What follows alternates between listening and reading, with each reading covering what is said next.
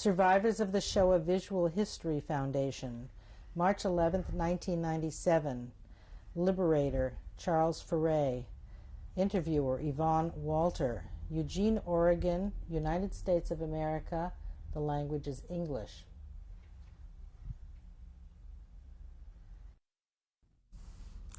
Survivors of the Shoah Visual History Foundation. Today is March 11, 1997. I'm interviewing Liberator Charles Foray. My name is Yvonne Walter. We're in Eugene, Oregon, United States of America. The language is English. Good morning, Mr. Foray. Good morning, Ms. Walters. Would you please state and spell your name? Charles, C-H-A-R-L-E-S, Victor, just like Victor, Foray, F-E-R-R-E-E. What was your name at birth? Same. What is your birth date? June the 30th, 1924. And how old are you today? 72. Where were you born? Prescott, Arizona. Let's begin with your childhood. Can you talk about your mother and father a little bit? Sure. My mother's maiden name was Contreras. Her ancestors were from Spain and Mexico, and her nationality was Spanish, Mexican, and Indian. Her family were ranchers in the Miller Valley in Arizona, had a huge big cattle ranch, 7 or 8 brothers and sisters. My father was a railroad man. He worked for the Southern Pacific Railroad and Santa Fe Railroad. What was his name? His name was Ben Foray. No, not Benjamin, Ben. And he worked as a in freight trains as a brakeman and passenger trains as a conductor, and also as a fireman, stoking coal into the engines. I was raised in Prescott. I went to a Catholic school starting at about age 3, and it was not an orphanage, but it did have children in there that had no parents or were very poor. My education started in this Catholic academy, they called it. So by the time I was 5, I could read and write as good as most kids that were 7 or 8 years old. We moved, my family moved from Prescott to Tucson in 1929, in the middle of the Depression. Things were very tight. My dad worked at a variety of jobs.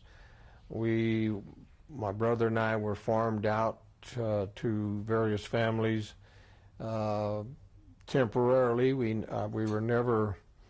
always knew our parents were there, but it was kind of a very awkward situation because we didn't get to see them all the time. That lasted for 3 or 4 years. And we were also placed in a Catholic orphanage at one time during the height of the Depression. And those things were kind of traumatic for both of us. My brother was a very small, skinny, sickly boy, and I was a healthy, much bigger person, child. What was your brother's name? His name was Benjamin Francis. When was he born? He was born January the 21st, 1926. His name Benjamin Francis. He's since passed away about 15 years ago. And tell me a little more about your school and how much schooling you had. When I started school in Government Heights in Tucson, I will forget this, my first teacher, whose name was Miss Resser, R-E-S-S-O-R, and I had her for 2 grades. I have pictures of her somewhere around here. And she was just a wonderful woman. I met her after the war. We kept in touch until I was probably 22, 23 when I left Arizona to come to California, go to California. Can we go back just a little bit? What kind of religious training did you have? Oh, a Catholic religion in the Catholic Academy is what they called it. It's since been just replaced by a school, but it was called the St. Joseph's Academy, I believe. And we were taught by the nuns to read and write and draw, kind of like kindergarten, I would suspect. Did you have any function in the church? Not at that age. When we moved to Tucson, my mother was a very strict Catholic. My father was not Catholic. He was, I don't know what he was, not a very religious person. But my mother was, and my brother and I were both altar boys for Father Stoner.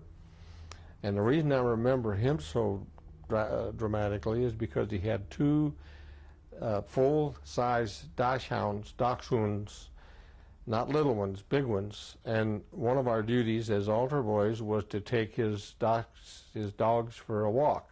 And I don't remember their names, but these dogs were big enough, and two of them on the same leash, you were dragged all over the neighborhood because the dogs were very powerful. Father Stoner was a very strict and businesslike man. I don't recall having any real friendly, warm feelings toward him. He insisted on his altar boys learning precisely the way he wanted them to say Mass, the way their mannerisms and so on. So I don't have fond recollections of that part of my religious training. I learned Latin through him, some Latin, of course, and since that's how they said Mass in those days. And I began when I was in my early teens to question some of the Catholic dogma, and kind of just disappeared over my mother's objections. I kind of just dropped out of the church for several years. Can you tell me, when you were a young boy, what your interests and activities were? Oh, I was interested in sports mostly. I was very athletic. My brother was too, although he was much smaller than me. He was a terrific swimmer, and I was too. And one of the benefits of living in Tucson, which was very hot, was that we, in the summertime, spent most of the time in the swimming pools. And they had numerous public pools that were very inexpensive. My brother became a real champion diver and a very fast swimmer, 18 months younger than me, and I was much bigger and stronger than him, but he could swim, and he was fearless diving off of 60-foot platforms into the water. And I would jump. I jumped many times from that platform before I had the courage to dive off. But Benny, I called him Benny, he just wasn't afraid. So he was not big enough to play football. I was playing tackle football by the time I was in the 7th grade in the schools, public schools.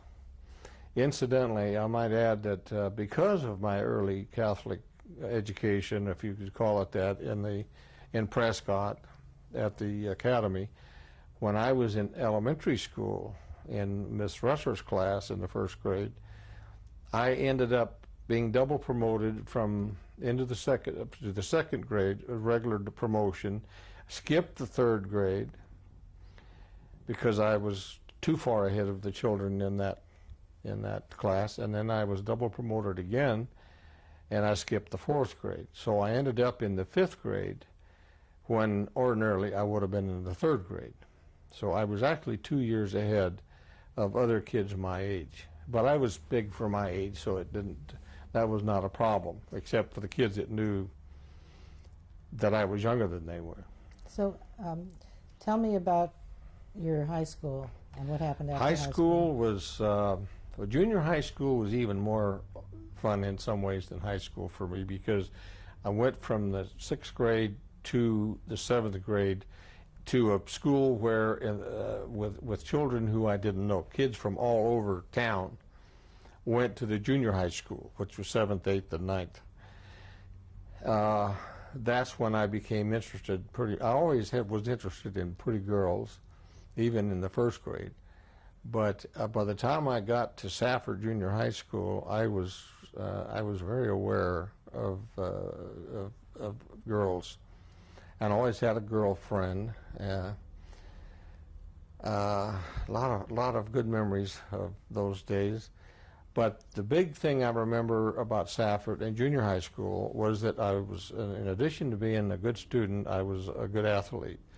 So I got to play first string tackle football with the junior high school team from the 7th grade through the 9th grade, and which meant playing against some real good football players from other towns. And really I enjoyed that very much. And it's true what they say about football does teach you some values. It taught me some values, sportsmanship, how to control your temper, things like that.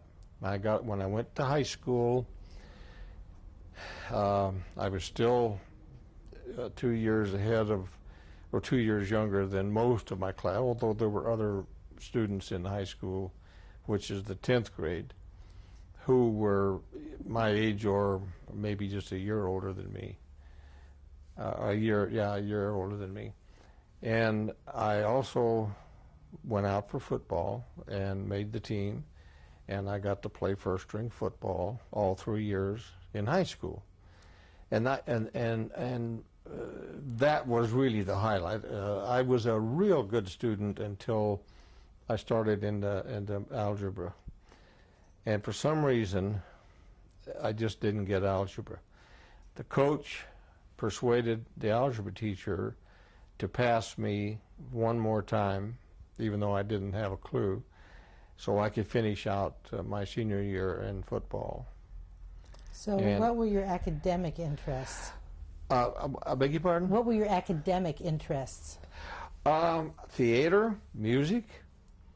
I was a musician in terms of playing in the bands. Of course, I couldn't play at football games, but I liked to play into the band. I also I played the trumpet and the drums. I also played in school in the dance bands for proms and stuff. And I was in the American Legion Drum and Bugle Corps, which was where I started, actually, my interest in music. I was a basso at the age of about 13. I mean a basso.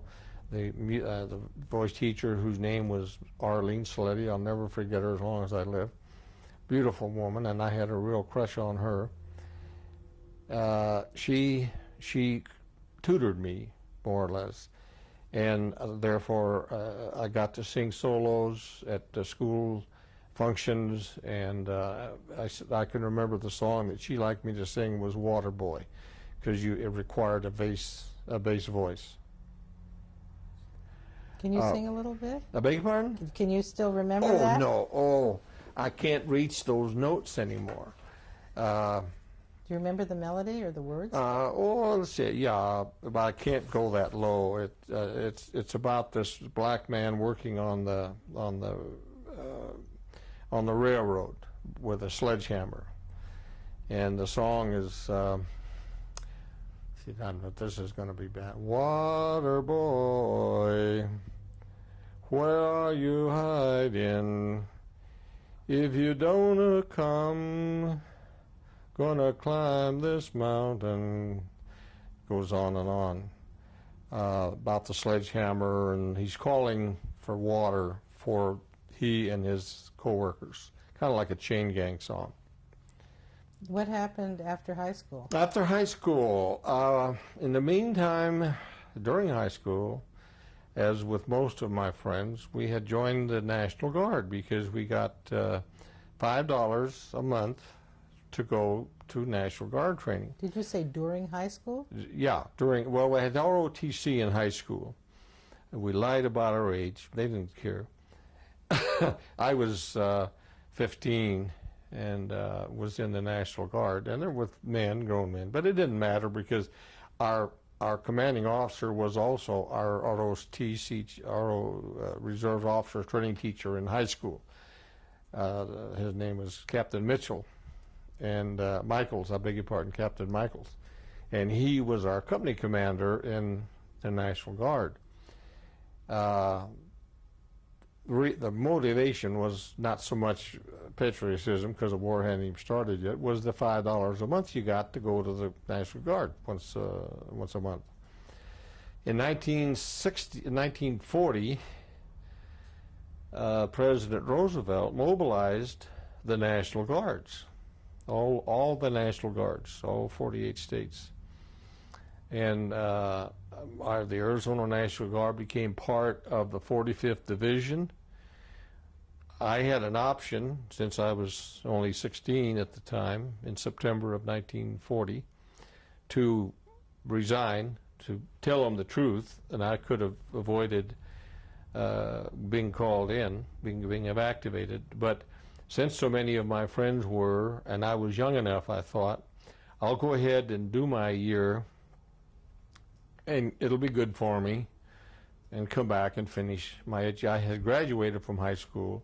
My intentions were to work for a year and then try to go to college at the University of Arizona. I had, my mother and I had kind of decided that I should be a doctor. That was my mama's wish. I didn't feel that strongly about it, but I thought, well, I want to go to college if I can, and why not take pre-med, which was available at the university.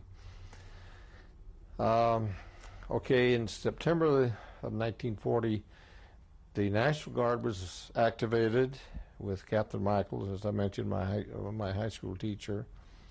ROTC teacher was our company commander. I could have gone to him and said, and he knew that I wasn't 18, but I didn't, and so I went with the rest of the 158th Infantry Regiment, which was the Tucson Regiment, to Fort Sill, Oklahoma, as part of the Fort Sill, S-I-L-L. This was an old Indian fighting post in Lawton, Oklahoma. Been there for many, many, many years. It was an old Army fort. A fort and a camp, in military terms, a fort is a permanent installation, a camp is a temporary installation, because I was in camps and forts. Fort Sill was a permanent installation with regular Army troops stationed there. It had been for years. We were in Fort Sill. We took our basic training in the infantry, didn't have weapons, didn't have proper uniforms. They weren't ready for us. We just lived in tents for a year. Rain, mud, you name it, and it was cold and miserable in the wintertime, and hotter than blazes in the summertime.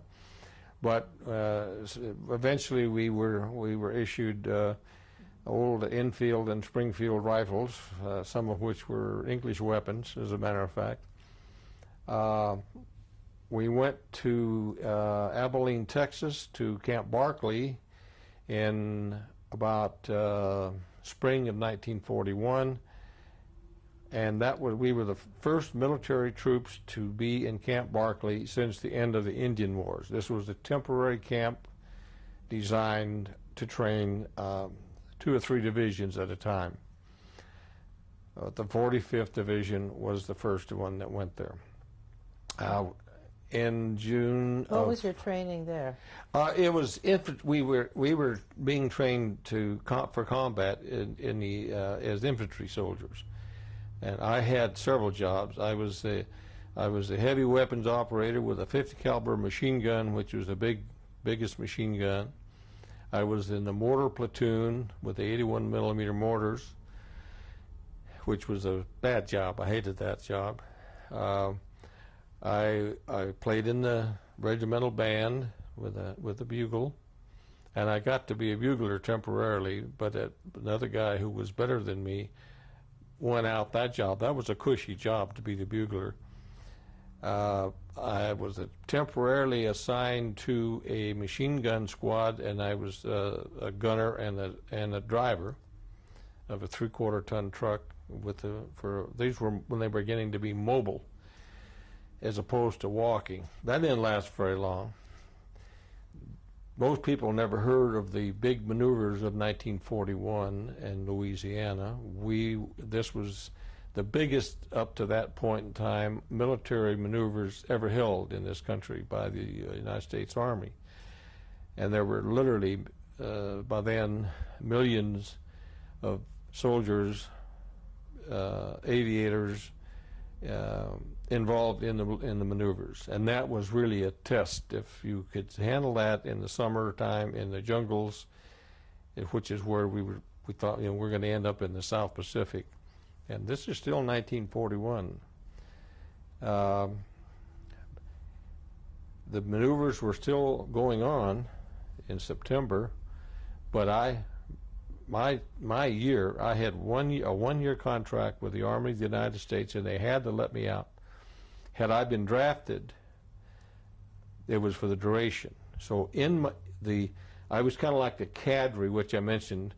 A cadre is kind of like the skeleton of an organization, and the meat is the draftees. So the cadre comes in. The cadre forms the foundation of the organization, and the draftees come in and flesh it out under the training of the cadre men. And I was a cadre person.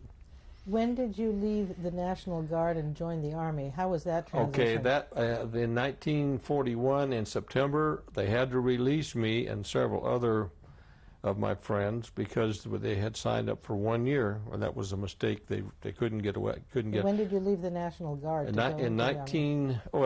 National Guard ceased to exist in 1940. It became the Army of the United States, so there was no more National Guard. So when we were activated, we became the Army of the United States. No more National Guard. Some people still refer to it, but it wasn't the National Guard. It was the regular Army. The distinction is the United States Army is the regular Army. The Army of the United States is what they created with the draft and the mobilization of the National Guard. So you have it's a very fine distinction. It doesn't really matter. In September of 1941, I was discharged and went back to Tucson. I went back to school, and I was still only 17 years old. Where did you go to school? I started at the University of Arizona, and by then I had decided that I wanted to be, having experienced the infantry, and realizing that that is not what I want to do if I have to go to war. It's just too hard. It's too hard, it's too dangerous, and I don't want to say smart enough. I didn't want to do that. It was just too hard. Those infantry guys, hands down, had the worst job of anybody. They're the ones that had to do the out front hand-to-hand fighting and one-on-one, and that casualty rates were fierce. So I decided to try to get enough education to qualify for the Army Air Corps, which is why I went back to school. And I was in school about 18 months, and I took the test. By then I was 18. I took the test for the Army Air Corps, passed the test, had an option of waiting to be drafted or going in, volunteering, and I decided, why wait? The sooner I get in, the quicker I'm going to get a commission and get to fly. That was my dream. So I went back in the service in 1942, late 1942. I went to camp, let me start. I went to Fort MacArthur, California, with a cadre again, receiving draftees, getting them uniforms, haircuts, marching them around. There's a bunch of guys who never, it was, I can remember how they felt having been there myself, but we were God to those people. I was a corporal, and they didn't know that, didn't say sir, didn't have to say sir. They would say, yes sir, you to death. They didn't have to do that. So you tell them, you don't have to say sir to me. Some of them, it didn't matter. They could do it anyway because everybody was pretty nervous about this experience. And it's quite a traumatic experience to go from a farm to become a soldier, or without any in-between experience. But I had the advantage of having already been through basic training, so I didn't have to do that again. So I was called a cadre person at Fort MacArthur, and mainly just kind of helping these people through the process of becoming acclimated to the military. I went from there to Camp Roberts, which is around San Luis Obispo, to what they call a replacement, a repo depot, replacement place. There were base. There were probably 50 to 100,000 men in the vicinity of Camp Roberts. In tents again. All these promises of steam-heated barracks never materialized for me. That was one of the promises they made to us when going to Fort Sill, and I never slept in a steam-heated barracks until much later on. It was always a six-man tent. At Camp Roberts, I was a cadre again, and then I was assigned to a new Camp Adair in Oregon, Corvallis, up by Corvallis, as a cadreman, and I still had had passed the test. I was waiting to be called into the Air Corps. I had friends family friends who had been in the military, or in World War I, especially, who were writing letters to officers in the Air Corps, trying to help me get in, because by then they were taking 4-year graduates with engineering degrees. See, I didn't have that. I had 2 years, and none of it was engineering. So if you had a 4-year degree with engineering, you were qualified. Otherwise, you were first choice. So I was way down the ladder, but I didn't know this at the time. We built the 70th Division, and this was my home division in Oregon here in 1943. And we also were involved with 2 or 3 other divisions, which it doesn't matter, all of whom went to Europe. This group was trained in Oregon for the stated purpose of fighting in Europe, because this is similar to Europe in terms of the defilade, the countryside, and the weather, and so on. In the interim, I had been to flight school at Fort Sill. Went back to Fort Sill in 1943 for flight training. We're going to stop the tape for a moment. Did you hook me back up? Yes. Okay. Tape 2. Mr. Fareed, let's continue, please. I think we were discussing my revisit to Fort Sill, Oklahoma, where I went for what they call liaison pilot training. And this was in early 1943.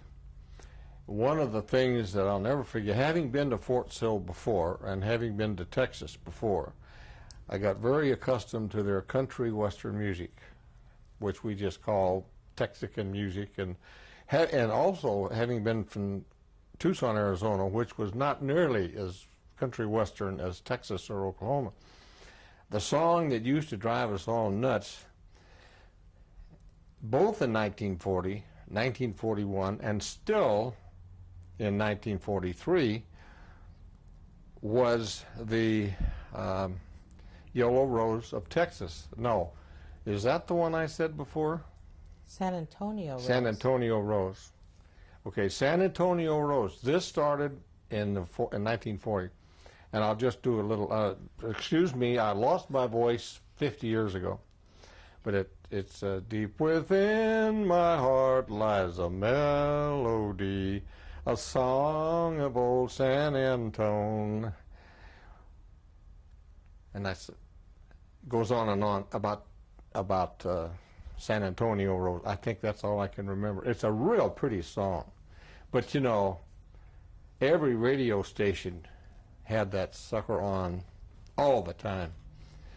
So anyhow, I finished my flight training at Fort Sill, got my wings as an L pilot, went back to Camp Adair. The unit then moved, our division, the 70th Division, moved to Fort Leonard Wood, Missouri in the summer, well, it was the same year, 1943. Later in 43. Now, Fort Leonard Wood is a regular fort, military post, been there for many, many years. It's up in the Ozark Mountains, about 60 miles from St. Louis. A good fort, a good post. We had nice barracks. It was really very, very pleasant. I was flying the liaison planes by then, which was for artillery spotting. It was basically for the eyes of the big guns. We would pick targets and find enemy targets. That's what we were training now to do in Europe. All this training, in the process of our training, we were told by people who had come back from combat that the Germans would not shoot at these little airplanes because you had a battalion of field artillery that you could get on them in about 2 seconds.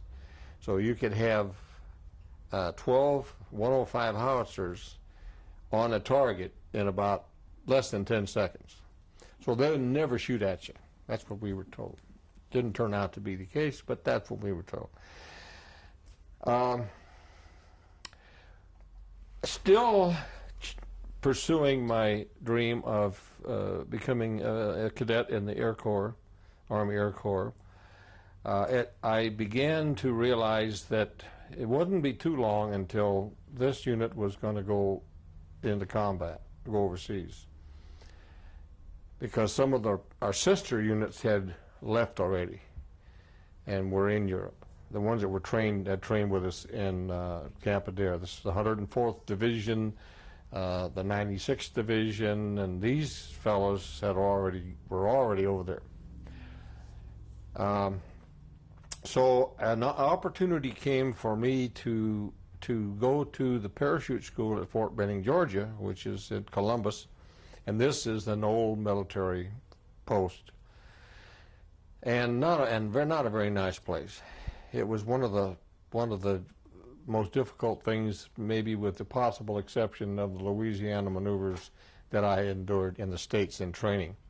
The summer, hot, miserable, tough, like the commandos. Everybody was, rank didn't mean, I was a staff sergeant, rank didn't mean a thing. Majors, colonels, lieutenants, sergeants, didn't matter. These PE instructors just were the boss. And you never walked. You ran every place you went for 8 to 12 hours a day, every day, 7 days a week. And they were training you to be tough. And you were going to be a paratrooper. And that was the bottom line. So I went through that class, got my mandatory 5 jumps in. I was asked if I would like to be an instructor because I was in very good physical condition. I could run all day, 20, 30 miles a day, and I weighed about 160 pounds. And my youth as a football player, all that really had now begun to pay off for me because I was really in good condition. So I became a PE instructor with the promise of a promotion from the commanding officer of Fort Benning, Georgia Jump School, who was Colonel Bronco Nagurski, who was a professional wrestler in the old days. You may have heard of him. He was a football player, All-American football player, and he was also a professional wrestler. Could you repeat his name? Bronco Nagurski. I met the man twice, and he was awesome. Nice, but he was awesome. He was a colonel.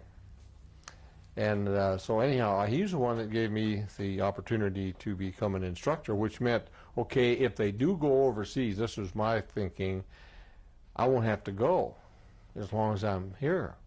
But I had to make a jump a month, to get my jump pay, which is 50% of your base pay. And I made 5 jumps, and I didn't like that. I made a total of 17 jumps altogether. It never was any fun for me. I just didn't. The idea of jumping out of an airplane at 5,000 or 6,000 feet just didn't appeal to me. And I had seen a few guys that had died in the process, and it wasn't a pretty sight. But I did this for 6 weeks, and while I was, and I thought, boy, I've got a real cushy thing here. I had a little room off base, which by the time I got to being an instructor, I could leave and go into Columbus and, you know, and stay in a room as opposed to being in the barracks. But I got my call from there to go to flight training with the Army Air Corps. So I went to a repo depot in Texas, a replacement, where they said, okay, here's 1,000 cadets, what are you going to know? You guys are going here, you guys are going there. And I went to Marana, Arizona, for primary flight training, which I was already a pilot, but you still had to go through the Air Corps training. So it didn't take me long. I soloed in 3 hours and in the Air Corps primary school, and went to advanced. So I had an advantage of already having been through some of this. So it was real easy for me. I was natural. And some of the guys that had been they had their 4-year degree, engineering degree, were instructors. They had already been to Europe and had done 50 missions and come back as instructors. So I had some of the best instructors at Marana, and then at Thunderbird 2 in Phoenix Litchfield. These men taught us combat training, and we were flying BT-13s and AT-6s and P-47s. Then, when we got through with the class, and it became flight officer is what they called us at the time, where we weren't an enlisted men or officers, we were flight officers, kind of like a warrant officer in between, and with a promise of a commission. They sent some of us to some of that graduating class. Now this is in the Army Air Corps, to Long Island for advanced training, combat training. I went to Louisiana, and I don't remember where it was in Louisiana. I hated the idea of going back there, but I went to Louisiana to an Army Air Base in Louisiana for combat tactical training, and then went to Boston. Now, am I getting too confusing here? Now, this is in the fall or late summer of 1944. We sailed on the Queen Mary and went to, and I don't know where we landed. It seems like it was Liverpool, England, but I don't really remember. The journey was because of we were not in a convoy. The ship zigzagged. We went clear down from Boston down to Florida and went across the ocean like this. You said the Queen Mary? Yeah, that was the Queen Mary. I also went, and that's another story. I came back on another ship for special training, was in the States for 2 months in 1944, and went back over on the Mariposa, which was another, and it was a big cruiser, a big luxury liner, which was like the Queen Mary, only smaller. And I'm just interested why they used a passenger ship to transport you. Well, it was there was no way they could transport large numbers of men with airplanes in those days. They can do it now. They didn't have any. They just couldn't do it. It was logistically very difficult. There was only 2 ways to do it. One was to go the northern route, which was from Maine to Nova Scotia to Scotland and Greenland, and the weather was always terrible, and there were German fighters in that vicinity watching for that to try to happen, and they had you at a big disadvantage if you're in a passenger plane. So they didn't try to transport large numbers by air.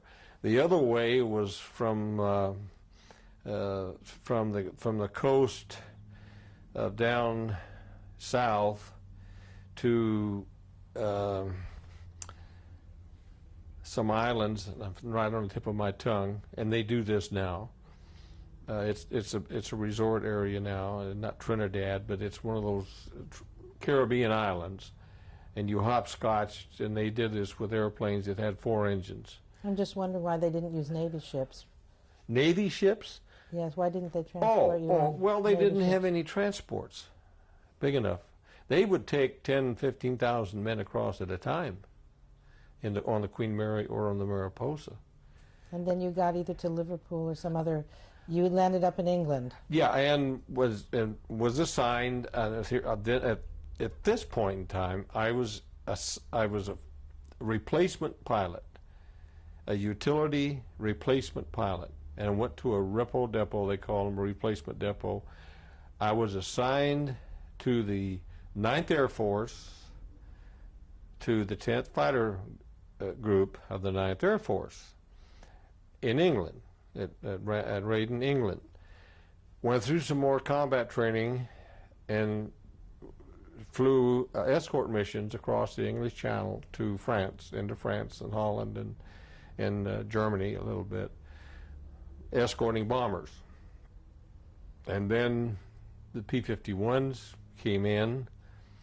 The P-47s were much more shorter range. The P-51s had twice as much range as the P-47s did. So they took over the job pretty much of escorting the bombers. They could go clear to Berlin and back without any trouble. So my unit was then assigned to air-to-ground support. And so we did what was called targets of opportunity, or an assigned target from air to ground. The ground would call us in and say, we have a village or some tanks or some obstacle that we can't get through. Come in and tear it up, and so we would take a squadron of P-47s. Each had 2 1,000-pound bombs and 3,500 rounds of 50 caliber ammunition. So, and we were a lot of firepower. And we would say the infantry or the art, whoever was on the ground that was stopped having trouble, would give us targets. They'd use smoke and whatever. And we would go in there, and sometimes we didn't see anything except the smoke. We would drop our bombs and strafe and raise hell, tear up the territory, and they would tell us, we got it or we didn't. If we didn't, we'd have to go back and reload and come back. Which sometimes that was called a sortie, and sometimes on some days you might do 4 or 5 sorties, because it was, you're only 20, 30 miles from your base, which in this case was in France. It was Lunéville, France, where we were based at that time. We had left England, gone to France after D-Day, and they had scattered the 8th and the 9th Air Force, mostly the 9th, all over in different places. And the 9th Air Force was a medium. We didn't have any heavy bombers, didn't have any B-17s. The biggest airplanes we had were B-26s. The twin engines, B-25s, twin engines, very fast, very, very powerful bombers. And we flew escort missions with them too. But our main targets were opportunity, trains, convoys, troops if you could find them. We were train busters pretty much. When we killed a train, we got an engine painted on our fuselage, same as if you downed an Me-109 or a German fighter plane or a bomber. Any kind. They would paint the kill on your fuselage of your airplane, on the nose of your airplane. I can show you some in there. This now we're getting into March of I was going to say in 1944, in the winter of '44, they sent the 9th Air Force sent, I think it was 2 squadrons, which would have been 32 airplanes to Belgium, and this was the Battle of the Bulge hadn't started, but it was safe, they thought, for us to be that close to where the combat. We were always 7 to 15 miles away, where our fighter bases, from wherever the fighting. If it was static, if it was fluid, we were further back. But if it was pretty static, they would get us close to the troops because we could get there quicker. But I was going to tell you about this one battle of which ended up being called the Battle of the Bulge, where we were stationed at Liège, Belgium, and we were evacuated 3 times in the middle of the night, because this is when the Battle of the Bulge started and everything just fell apart. And in the middle of the night, they'd load us all into trucks, and we couldn't fly. The ground, it was just, the fog was just zero. And this is what gave the Germans such an advantage in the Battle of the Bulge. Wintertime, fog, heavy clouds, we couldn't fly air-to-ground support. So we were stuck right there. But it was really very scary to be awakened in the middle of the night, and all you can do is get your B4 bag and you put on some clothes and grab a pack of cigarettes and get into a truck and drive all night, and they don't even know where they're going to take you. And sleep. You know, you're tired, you sleep standing up, for that matter. That happened to us 3 times. Then the weather cleared, and this was by now 1945, and my squadron was called Blue Fox Squadron.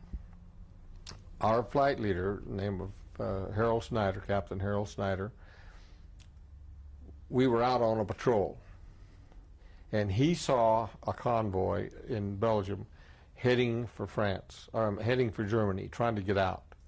And there were tanks, trucks, men, horses. I mean, there must have been, it was about 5 or 6 miles long. So he spotted it, and he called the squadron in, and we spent a day and a half. We stopped it in the front, which was a strategy. And then we just worked our way from both ends. And it was just a turkey shoot, they called it. There was nowhere for them to go. They couldn't get away. I mean, you could run into the woods, but we were shooting and dropping bombs and set the woods on fire for 6, 7 miles on both sides of it. And it was a kind of a mountainous, curvy road. It was really, I never felt like sorry for these guys, you know. I mean, the enemy, and I hadn't seen the camps or anything, but it was our job. And it wasn't, it was an abstract thing, which if you talk to pilots will tell you, you're not looking at somebody in the eyes, you know, and killing them. You're going 450, 500 miles an hour, pushing buttons, dropping the bombs, and all you see is a blur. So you don't have to see the mess that you made, you know. But on this particular mission, it was such a turkey shoot, as we called it, that we talked about it later, and some of us felt like, you know, that was too easy. That was too easy. There was no flak, there was no fighting back, or a little bit, but no, it wasn't dangerous. The biggest danger was hitting a tree or something, you know, which happened to a couple of guys. Okay, that was really an experience. I'll never forget that one. I never did see the results of that, but it must have been devastating. We must have killed thousands of people and soldiers, and burnt tanks and half-tracks and trucks, and it was just 5 or 6 miles of just fire. And we just kept it going with incendiary bombs, incendiary ammunition. And then we went back to Lunaville, and this was about probably February maybe, or no, earlier than that, January of 45.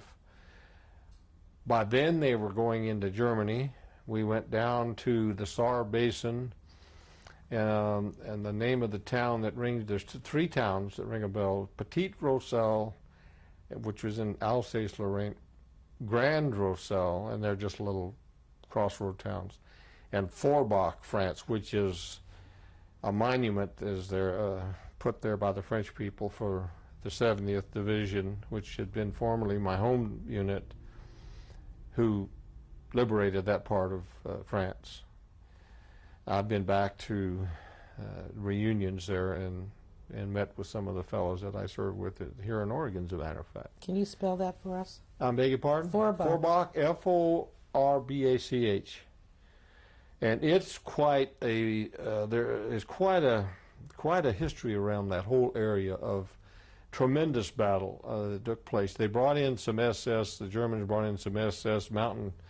Now, German, you don't ordinarily fight SS people. I mean, they were special troops.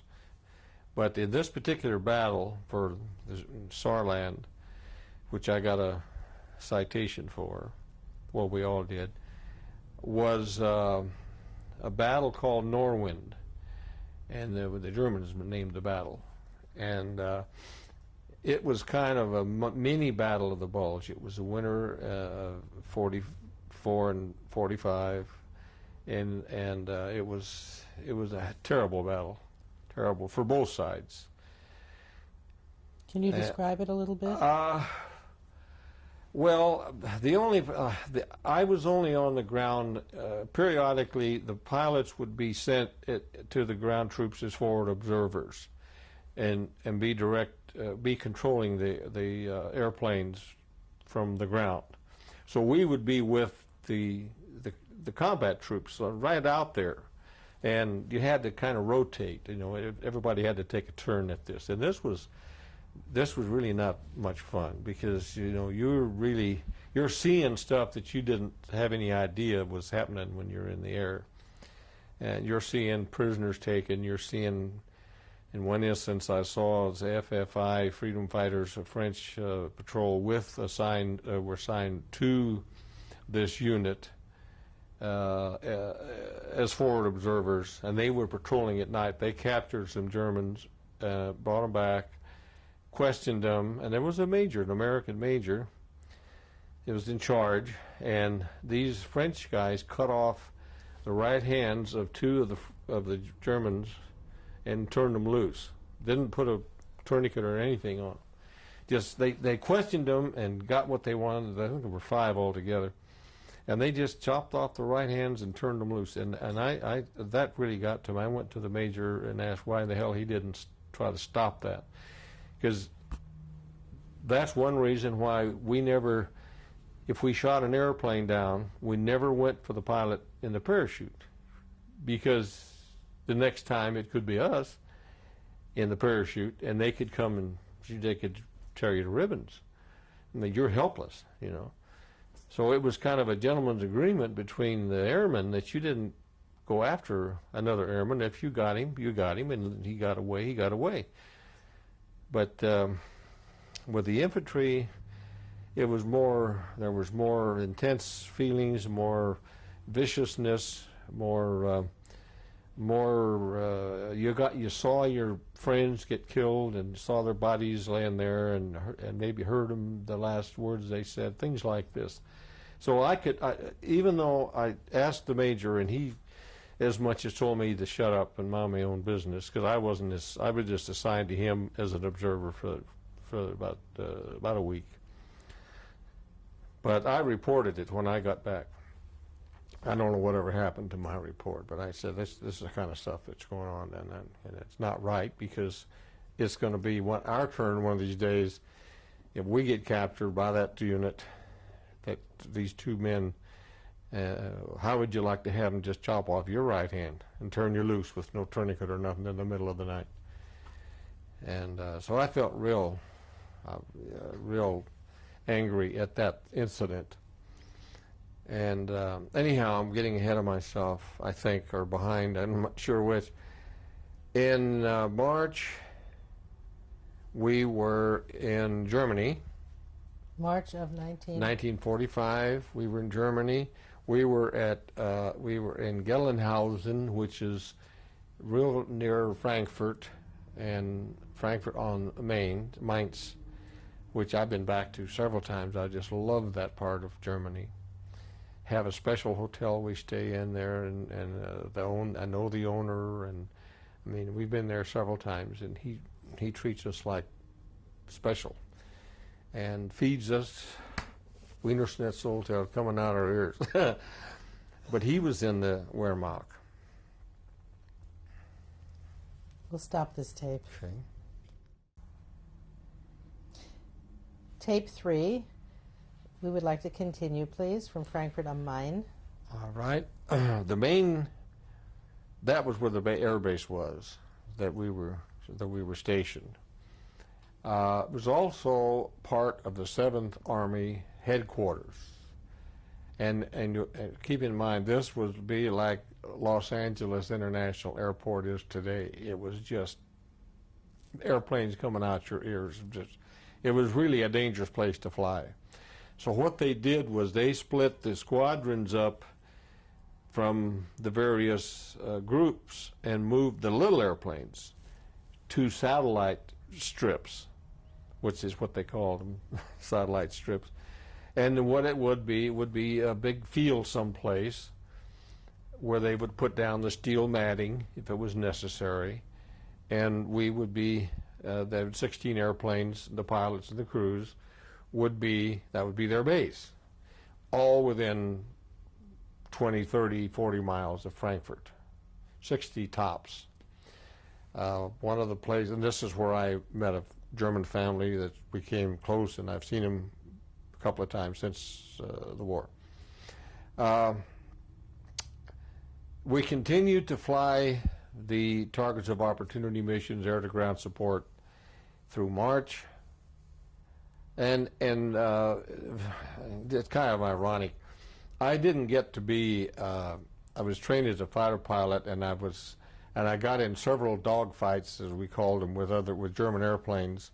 I got what I'm credited with a kill and a half, which means I got one and I shared a kill with another one, with another pilot.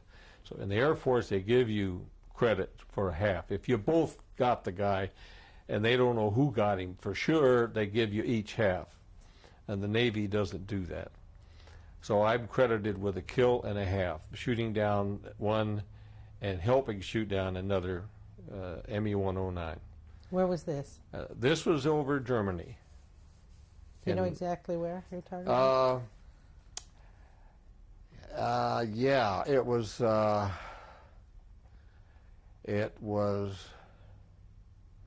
in the vicinity of Schweinfurt, which was a ball bearing factory town, which the Air Force had been trying to knock out for 3 or 4 years, and they would put it out of action temporarily, but they never succeeded in totally shutting it down.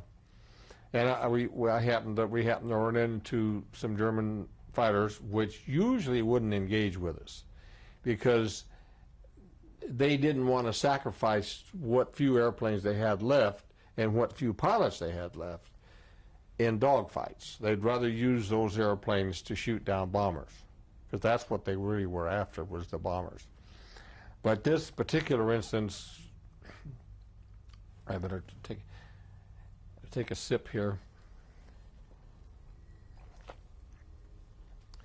This particular instance, we jumped this gaggle of Me-109s. They didn't see us, and we got some shots on them before they knew we were there, and we only got the scramble lasted less than 30 seconds, and then they left, they ran away, and we were going to go after them. We had them cold turkey. We could have got them all, but our flight leader decided that, let's not waste our ammunition on these guys. They're They're not worth. They're not, we have bigger and more important targets than these. So we just left, and when we got back to the base and were debriefed, and they used the gun cameras film of each airplane to determine, what happened.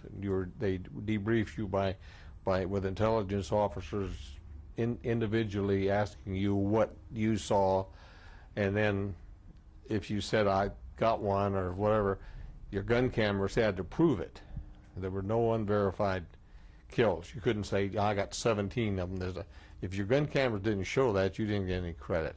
That's why they had them on. They had 8mm and later 16mm cameras on two of them on fighter planes. So, okay, that was I think I digressed. What I was saying was I really wanted to do more dogfighting because that's what I had been trained to do the most, and I thought I was good at. And of course, there's a certain mentality with fighter pilots. I don't know if you've ever encountered. They kind of feel like they're all hot shots. They wear their clothes differently. They walk differently. They're not. There's nothing elite about them, but they think there is. They just, they put their pants on the same way as a bomber pilot does. But and the bomber pilots had a great deal more responsibility than the fighter pilots did. The fighter pilots, you just had yourself to worry about, and your flight, which was 3 other airplanes. And if I was assigned to fly a wing on our flight leader, my job was to protect him, so I had to fly close to him with the 2 other airplanes. Whatever he did, I had to do. If we got jumped, which didn't happen very often, my job was to protect the flight leader's tail. And then I had a guy to protect my wingman, and would protect my tail, and so on. But as my point is, in retrospect, I'm probably a damn fool to want to feel like I missed out on something, because that's how you get killed. Is a skilled a pilot with better skills or more training or more guts than you, or more luck than you do, and that's how 40–50% of the fighter pilots were killed by better pilots and better airplanes. So I look back and I think, God, I sure would like to have mixed it up with some more, but being conservative and counting my blessings, I'm a lot better off because I didn't, because I probably would have got it. I mean, who knows? I never thought about that. I never thought about dying. I never. It's something it is not going to happen to me, and it didn't. So I came back. But there were guys who would say, Jesus, this is my 47th mission. I'm about due, and sometimes that would be their last mission. And you think you have to pack up their stuff and send it home to their folks and write a letter and all this. But anyhow, so much for the aerial exploits of a guy who didn't get to do much of what he was trained to do the most. That's kind of the way I feel. April comes. We were 12 of us from my unit were sent from the 10th Fighter Group were sent to Frankfurt to report to 7th Army headquarters. Nobody told us what we were going to do. We just packed our bags and rode to Frankfurt on a truck. And we reported in, and we were given billets, nice 2 men in a room, good food. And we had been getting pretty good food, by the way, which is a whole different ball game than in France. Terrible. Could you tell us briefly about the difference? Well, when we were moving so much, it would be rare to get a hot meal. Be rare. The eggs were always powdered eggs. The milk was always powdered milk. the meat was a lot of times was mutton or goat meat, and I couldn't handle it. I never could, and I still can't. You were eating. We were moving so much that they couldn't supply us with what they normally would in an Air Corps unit, an Air Force unit. This is after D-Day. It was just, everybody was going full bore to get to Germany to end the war. So, and then we were, unfortunately, we weren't based in one place long enough for the food guys to catch up with us where we could sit down and have mashed potatoes and chicken fried steaks and things like that. Once in a while, but very seldom. But when we got to Gelnhausen, we had our own, just our squadron had our own mess, and we were getting food from eggs, for example, and vegetables, radishes. I'll never forget the first time I had a fresh radish from the farmers around there. With our mess sergeant would go out there with a truck and a whole bunch of coffee and candy bars and what have you, and come back with a truck full of fresh vegetables. And boy, I'm telling you, and we had got some venison that we killed ourselves, and it was just, we got to eat real good, and that was such a difference to sit down and eat a fresh egg. I mean, have 2 fried eggs with Spam.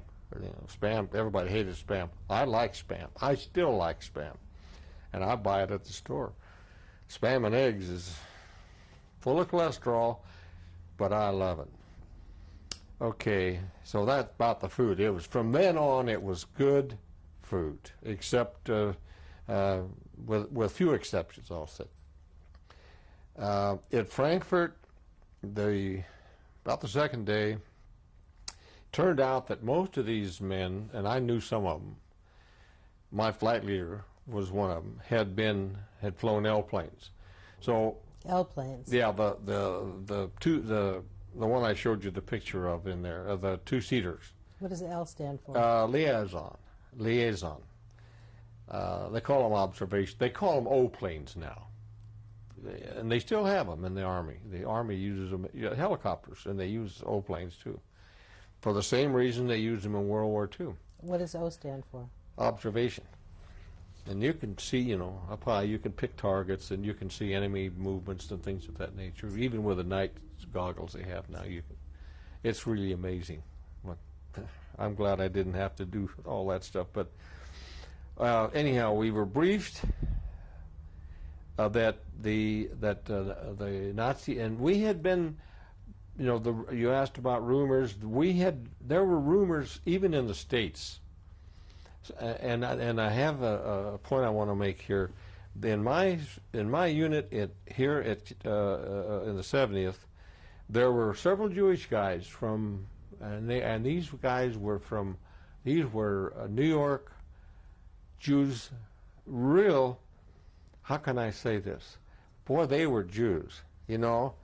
Goldberg and funny as hell to talk to. One man who was older, he was a draftee. His wife, and I'd say the man was probably 40-something, had money. His wife used to come out and go see RCO all the time. His name was Captain John C. Godbold. And that ain't what we called him, but that was his name. What did you call him? Goldballs. We thought a guy had cojones like that had to be gold. He was a lawyer, later became a federal judge. I'm still in touch with the guy. What was his real name now? John C. Godbold. And we called him Jesus Christ Godballs is what we called him. He thinks he's Jesus Christ Godballs. And I don't know whether I wrote him a letter one time after he retired, and I said, do you know what the guys used to call you back in 1942 in Camp Adair? And he's the federal judge now, just retired. I mean, a federal judge, that's pretty high, I guess, to a district judge or something. And so he wrote me back. He said, I can't imagine. And I said, we used to call you Jesus Christ Gold Balls, God Balls. And he wrote me the funniest letter with on his official stationery, the judge, Supreme Court or whatever the heck it was. And he got a kick out of that. And also, he reminded me of we were having a volleyball game one time. And he and I were on the same team. And I had forgotten all about this. And you know how you rotate playing volleyball? Well, he was in front of me, and I was the second row back.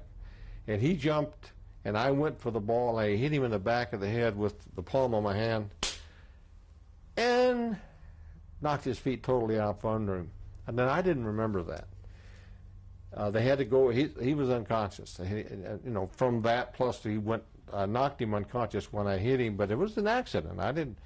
But when he hit the ground, he was unconscious, and his head hit the ground again.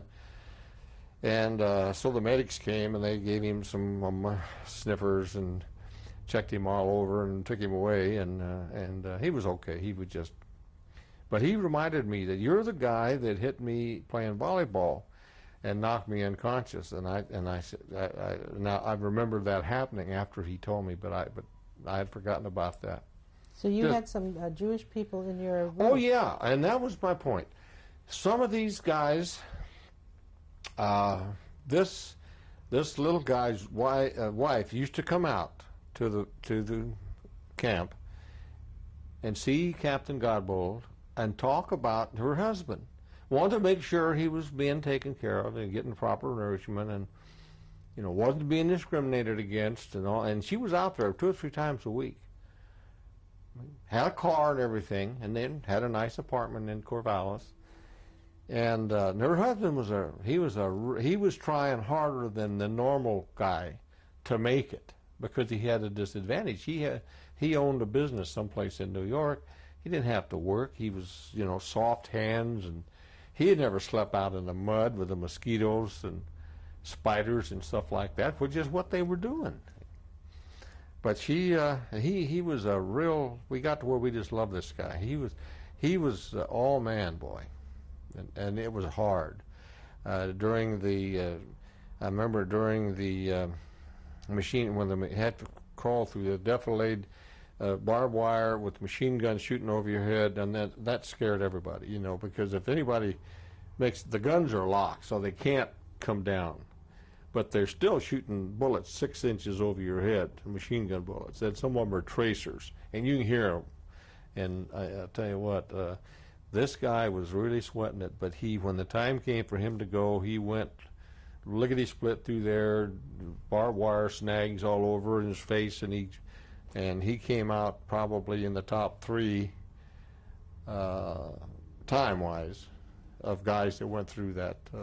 I think we're getting a little ahead of ourselves. Yeah, I am, but I was going to say that the mystery, some of these Jewish men were sent to the South Pacific. And I've talked to them, and talked to other guys. How come they won't let these, I'd like to go into combat with these guys. I mean, if we're going to have to go into combat, well, they won't let them go to Germany because of the way the Germans treat the Jews, which I said, well, what is that about? And nobody really knew. And I don't think it was the truth. I think it was just eeny, meeny, miny, mo, you go to the South Pacific because they need you down there, whatever the specialty was. So, but there were Jews in the infantry, the field artillery, the engineers, the cadet class I was in, the squadron I was in, and we didn't think anything of it. I was, a lot of them called me chief, but I didn't look like an Indian, but they knew I was Indian. Did you have a commission at this point? I had a commission, which is another, but I got busted. I did something very naughty. And remind me to tell you, but I was a first lieutenant at the time that this happened, that I went into the camps. but I did get busted to tech sergeant, which was what I was discharged as. Later, I got it back in the reserve, so it worked out. But So what were your orders? okay, the briefings were about what we were going to do. We were going to fly specialists, say medical doctors, intelligence officers, people who reported to General Eisenhower or his staff, to the camps, the Nazi concentration camps, which they said, camps. We said, camps? We didn't know anything about it. No names at that point. And there would usually be flights of 3 to 5 airplanes in each group. And there would be a flight leader, and he was really in charge of the pilots more than anything. These other men were all high-ranking officers that were our passengers, colonels, lieutenant colonels, the chief surgeons, people like that. Do you remember any names that we might recognize besides Eisenhower? No, I don't remember any of them because I never got to be around them that much. I saw Eisenhower, I saw Patton, I saw General Bradley, I saw, but this is not like seeing, you and I sitting here talking. This is Patton was disappointing because he was nothing like he appeared to be. Much smaller person, and he looked bigger, but he really wasn't. He was a small man and not very impressive, other than all his paraphernalia, the silver handle pistol or his pearl handle pistols and stuff like that. But he was a hell of a soldier. So you didn't know much about what camps were? No, we didn't. Until when we were briefed, we were not told what to expect. Our job was to fly these men, and we used the L-5s, the picture of the L-5, because you could land that airplane any place. I could land it out here in the street, or you needed about 600 feet, with a full load of passenger and a full load of fuel, and it was designed for that purpose. And how many passengers did that take? One passenger, pilot and one passenger. Which is why our flights were usually 3 to 5, 7, depending on. Okay, so we were briefed. We told this is what we're going to do, and okay. Kind of a come down, or let down for us from flying fighter planes to what we call grasshoppers. And then we were briefed again that okay, the first place we're going to go to was Buchenwald, which was what was the name of the government was there? The old German government was there. Damn, it's on my sheet. You mean the Weimar? Weimar, that's it. And we had good charts and maps, and of course our flight leader was our navigator, so we mainly just followed him. We flew to Weimar, and we landed on the road, and still didn't know the name of the camp. What year was that? What date? This was April, about the middle of April, the 14th, 15th, around in there. The camp was liberated, I think, on the 12th of April, and by an armored outfit, and they were still fighting. I mean, there was still a lot of combat in here. So these guys that liberated the camp were there for 2 days, and then they went on, and another group of infantry came in and took over the camp, and eventually, by the time we got there, the tankers were gone. And with few exceptions. They were still men in the tankers were still in the towers, but and they had military government people. And this guy, that first one I met, was a Jewish man who was from G2, which is intelligence, and he spoke several languages, and he had been sent to he was a second lieutenant, to kind of get things organized, because it was very chaotic. They hadn't done anything to the camp by the time we got there. When we got there, we landed, command cars came out, got these officers, and they went into the camp with high-ranking other officers. People who had been involved in the liberation, colonels, brigadier generals, high-ranking officers. Now, the pilots were pretty much left to their own devices, so what we would do would be to find some staff sergeant with a Jeep and say, hey, you know, take us into the camp. What is all this? And as well, he would explain to us, this is Buchenwald concentration camp, Nazi concentration camp, where they kept all the Jews and the gypsies and the, you know, criminals and what have you. And he didn't know any more about it, much more about it than we did. So we would you could, but here's the thing that I want to emphasize about this. We could smell this camp. This is Buchenwald now, from about a mile away, from about where we landed. You could smell something very disagreeable. And I asked the sergeant when the guy that I connected up with was a signal corps guy who had been in the camp and taken pictures and was running around just trying to help people like me see what was going on. And so we're driving toward the entrance to the camp, and all of these camps from a distance looked the same. They all had the same kind of gates. They all had the same towers on concrete or brick towers on each side. They all had enclosures of barbed wire and electric fences. They all had moats of one kind or another. Some of them were out in the open. Some of them were in semi-wooded areas. There were usually inside of each of the main camps were a section that was all barbed wired so you couldn't get in or out at all, with special prisoners in there, which were left, they were starving them to death. And if you committed some kind of and there'd be 40, 50 men in there, no clothes, no water, no food, no nothing, no shelter, no blankets, nothing. And they left them there till they died. And then they'd have to take the barbed wire out, and there'd probably be half of them would be dead. I mean, I saw this at the Buchenwald and also at Dachau. Did you find any alive in that? I'm sorry? Did you find... inside the enclosure, yeah.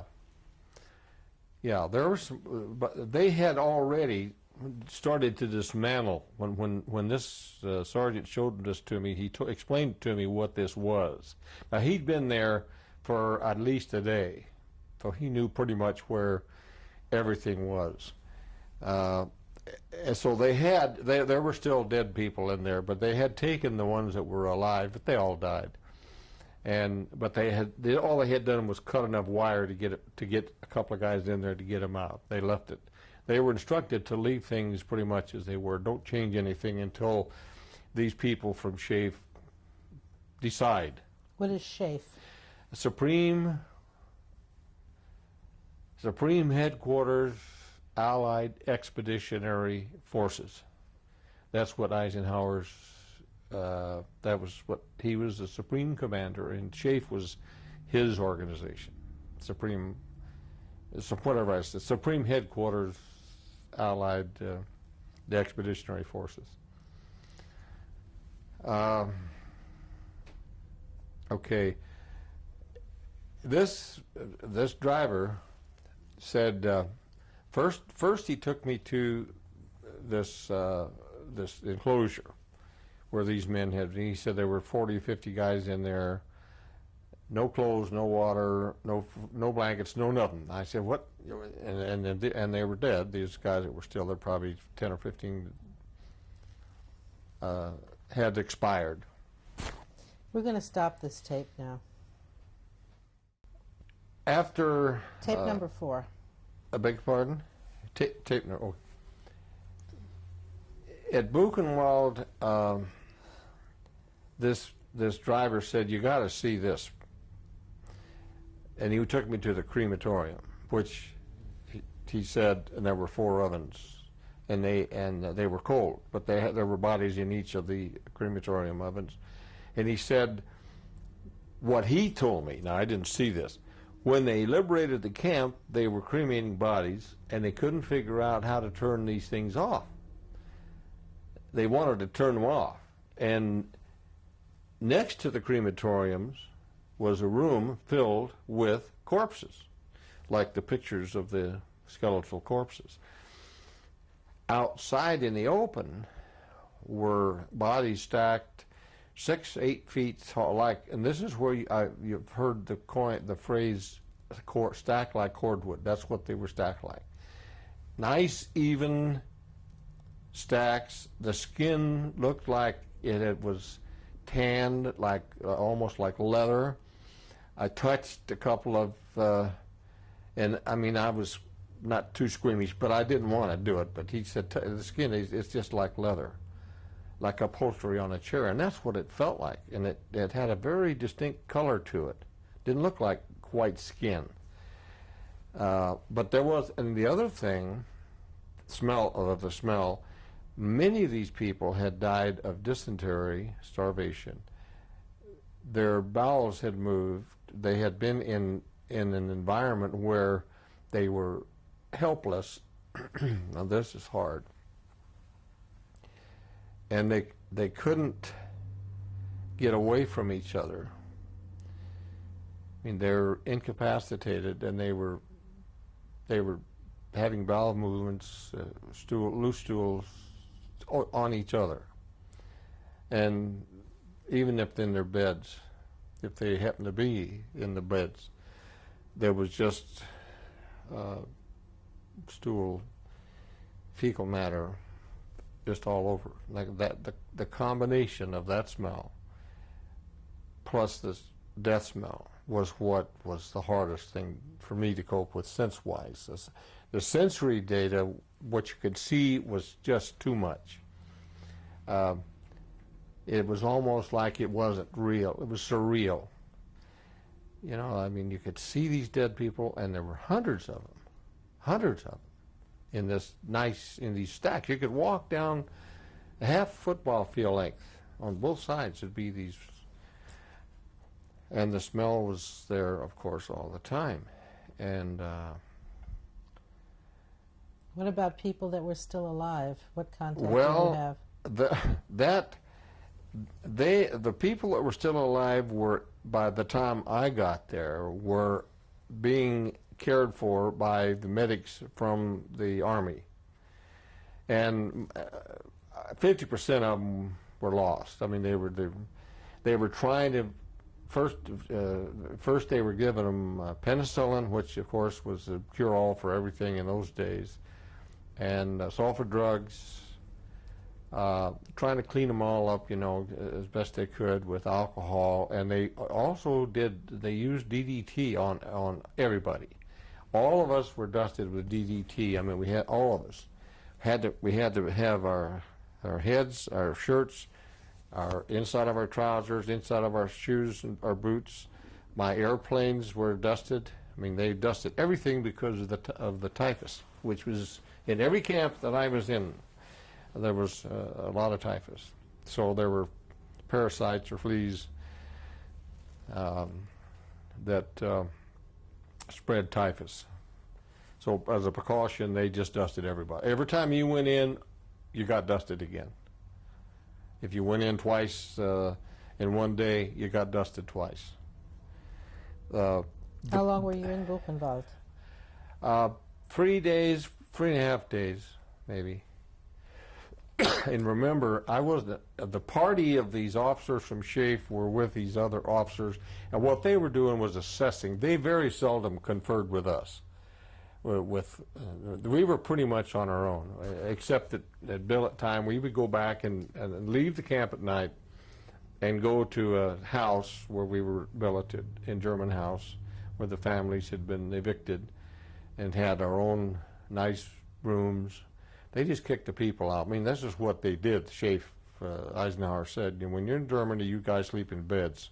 So I never slept in Germany. I never slept any place except in a nice house on a nice bed. I was interested in the crematoria. You said there were bodies in there. Well, This they didn't disturb except to turn off the fuel. There was no gas chamber in Buchenwald, to my knowledge. The driver, and he and I got to be pretty good buddies. Some of the people that were the inmates by now had been told, they had an organization, by the way, in the camps of prisoners. They were pretty well organized. And they were very, there were some collaborators that were killed by the inmates. And our troops let it happen. There were several instances of where the inmates pointed out former SS guards who had changed into the uniforms of the inmates or raggedy-ass clothes. And the way they handled this was they took them into a cell, into the prison section, and they made a noose of rope, and gave it to the inmate, to the SS person, told him what to do, stand up on the table, fix the rope to the lamp or whatever it was, if it was strong enough, and put it around your neck, and if you do it right, you won't strangle, and step off the table. Table would be maybe this high. Now, I didn't see that myself. This guy told me. They had done this 3 or 4 times. And these were to the SS guards who had tried to stay in the camp as inmates. But the inmates knew who they were. And they handled it. And the Americans, and there's some of this stuff is on the internet. One of the stories that I submitted was by a fellow named well, I'll give it to you. It's on the Cybrary of the Holocaust, if you've ever visited that site. It tells us Harry Herder was a liberator of Buchenwald. And he tells about witnessing this thing. I don't know Harry Herder, but I heard the same story from this guy that was with me. Okay. What else did you see personally? Personally, we went through some of the barracks. There were some Americans, POWs in the camp. Not a lot, 1 or 2. And these were these were guys who were considered incorrigible, and they just threw them in there so they didn't have to fool with them at the stalags and at the POW camps. There were a couple of British guys in there. There were several college professors who spoke English just like we do, and we got to talk to them. Matter of fact, one guy was a rabbi, and he would sit with us and gather around with cigarettes. We'd all have cigarettes and maybe a bottle of brandy or something, and we'd sit in a circle, and he would answer questions. He'd been there for 6 or 7 years. What did you ask him? About the treatment, about the food. The food in Buchenwald, near the end of the life of most of the camps, they didn't get any food. Buchenwald was not the worst, but it was terrible. There were unrecovered dead bodies all over the place. You go into between a row of barracks, and there were dead bodies. You had to step over around dead bodies. Usually they were naked. And what had happened, they were people that had died during the night, and the other inmates would just take them outside. And they had a detail of inmates whose job was to go to gather up these bodies and put them in the stacks. And, like I say, I don't know how to describe this. It just was surreal. To me, seeing a bunch of dead bodies after a while, it didn't have any impact on me. It just was so terrible. I never felt like crying at Buchenwald, except when I was in the one barracks where these people had had been, and they were all dying. Some of them were already dead, but their fecal matter was all over. You walked in it this deep, just to get inside the barracks, and then you realized that these they could look at you, they couldn't talk, and of course, and then we were told, the guy said these guys are on their way out, the way he put it.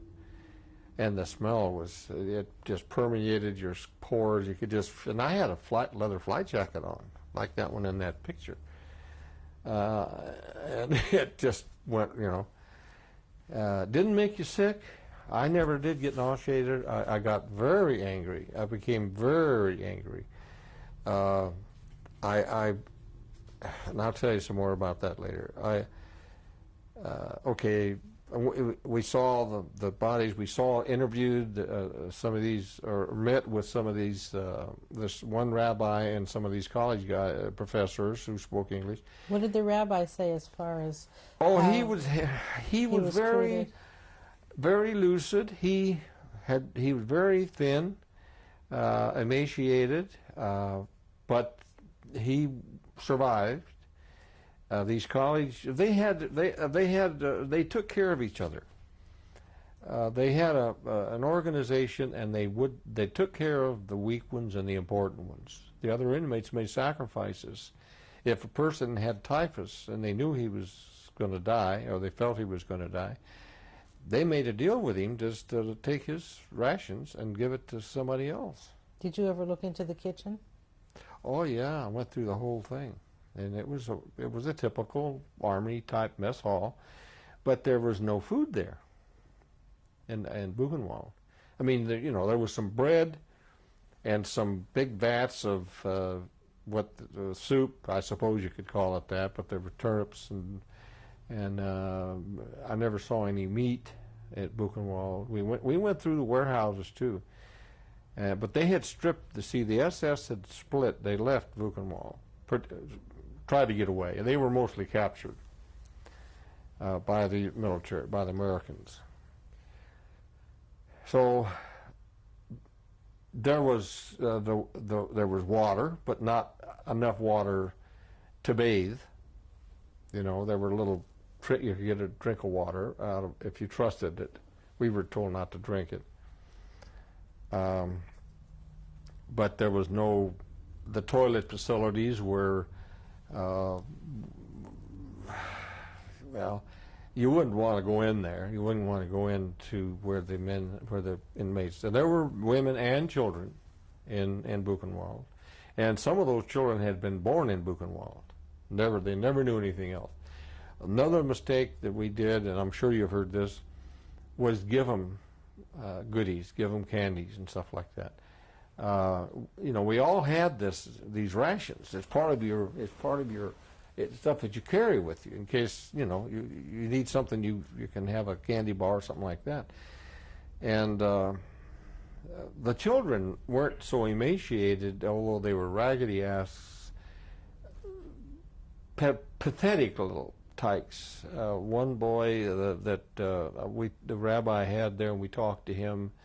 And he interpreted for him. I don't know what country he was from, but he had been born in the camp, and he was about 9 years old. But he looked, like a little old man, all wrinkly and bony, but his eyes were sparkly, and he was very inquisitive. He wanted to know he didn't know anything about America. He didn't know anything except what he had experienced in this camp. And what language did you speak to him? Well, the rabbi was speaking to him, and I think it was French, but I'm not sure. The rabbi spoke, several languages, and he was, thank God for him, because I learned more about what this Holocaust business was about in the first instance by listening to him explain how the structure of the camp was, how the infrastructure, how they were treated by the SS, how how they protected each other from the bad guys, the capos. There were criminals in there who very cruel. They were ordered to whip each other. There were men who would refuse to do that, barracks leaders, who of course were in some cases beaten to death, in some cases the SS just ignored them. He told us those kind of stories.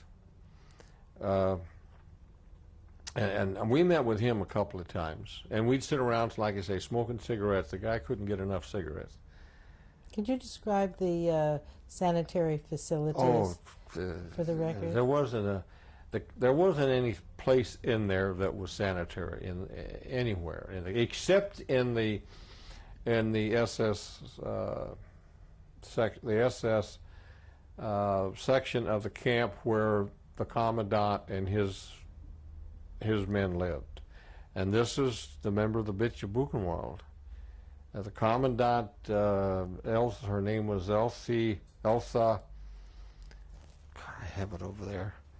She was tried, she's the one that had the lampshades. Okay, one of the times after I had seen the crematoriums and the bodies, stacked bodies, and driven around the camp and had to walk in some place where you couldn't drive. This guy said, "You got to see this." I remember him saying that to me.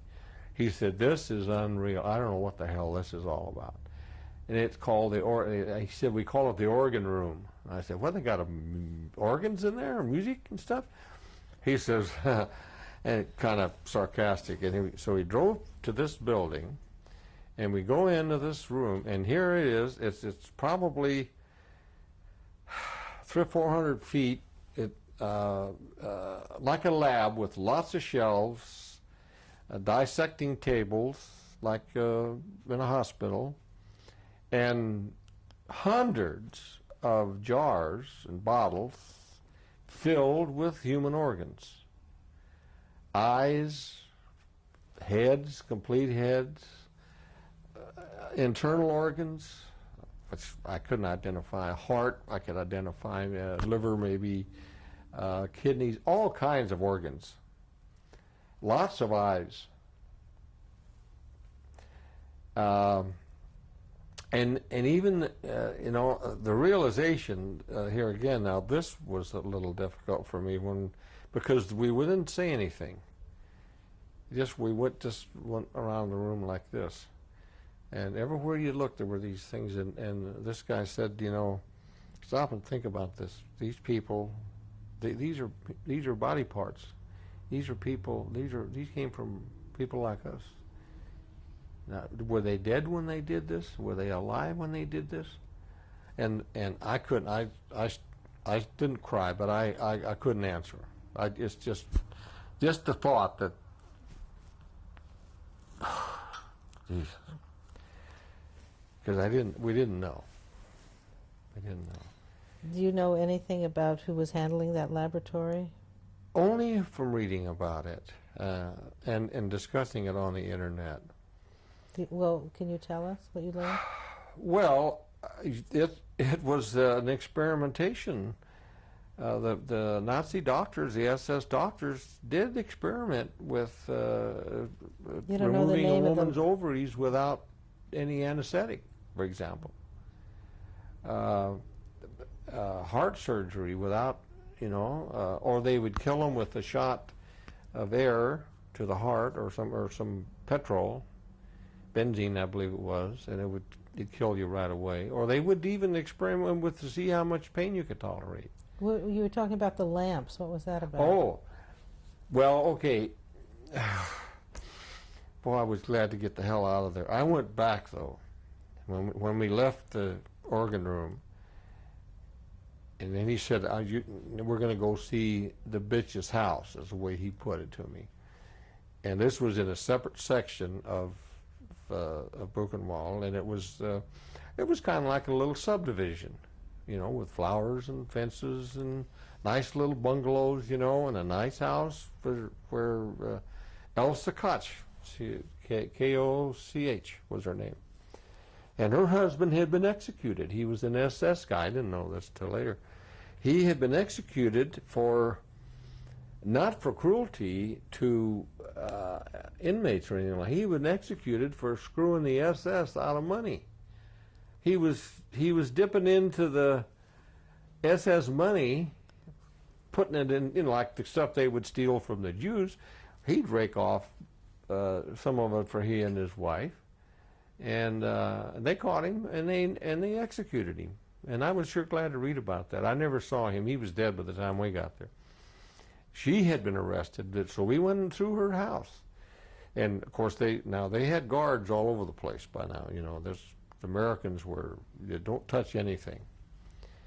And in her house were 2 lamps, and they had little tags on them, and they were human skin. I know there's controversial. There were 3 lamps that were there when the camp was liberated, all in her house, all made from human skin.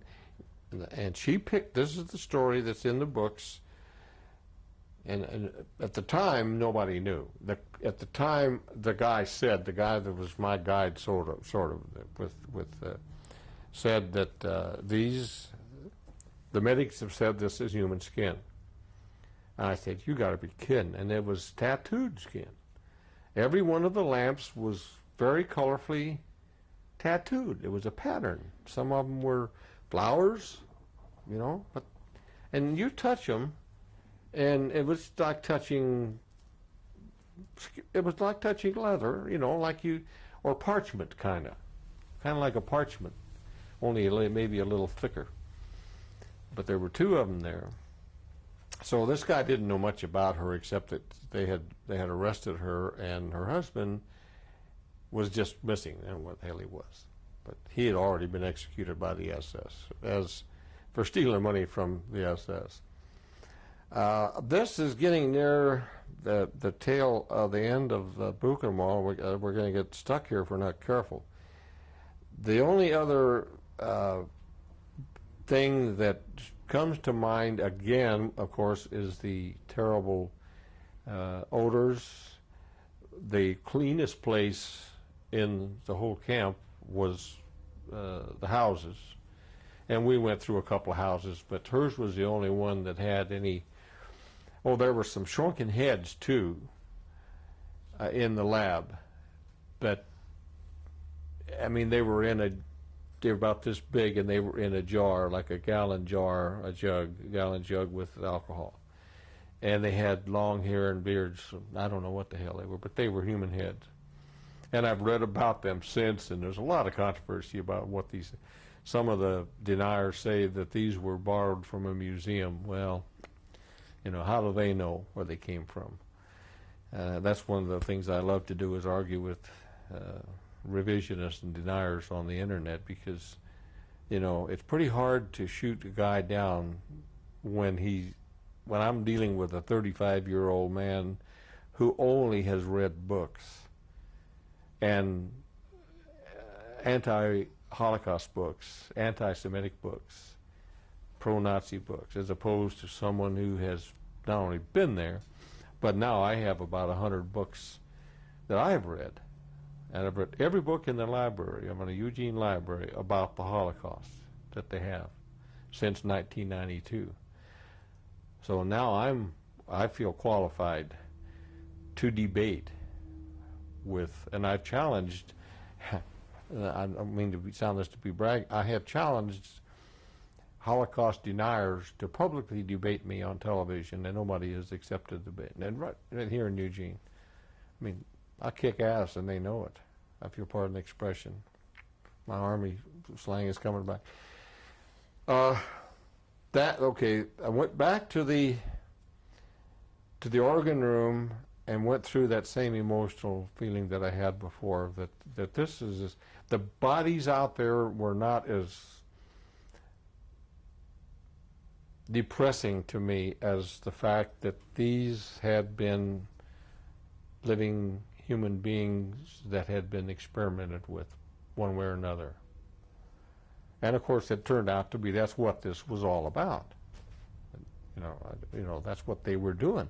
So what happened then? Well, I just walked out of there, out of the room, and I talked to the rabbi about it. He validated what I had suspected, and he said, there were horrendous things happened in this place over the years that I've been here that he said, you know, it's hard to believe that people can do things like that to other people. Perform surgery on women, and he mentioned ovaries, removal of women's ovaries without any anesthetic. He mentioned experiments with heart surgery, on hearts. I don't know what they were trying to do, but I mean, there were human hearts in these things. I don't know what they were trying to do. Who knows? I've read about this, but I still don't understand it. We left after I want to emphasize one more time the importance of, if I hadn't had a chance to sit with that rabbi and smoke cigarettes and drink, and I didn't drink. I was only 20 years old. I didn't turn 21 until June the 30th. So I would sip on the brandy, cognac, and I've smoked Lucky Strikes. And this guy, I was giving him Lucky Strikes by the cartons. And of course he was sharing them with, but he would smoke 20 cigarettes in 15 minutes. It's really awesome. He would drag on that cigarette and burn that much each time. Now, and I mean, I can't do that. I quit smoking, but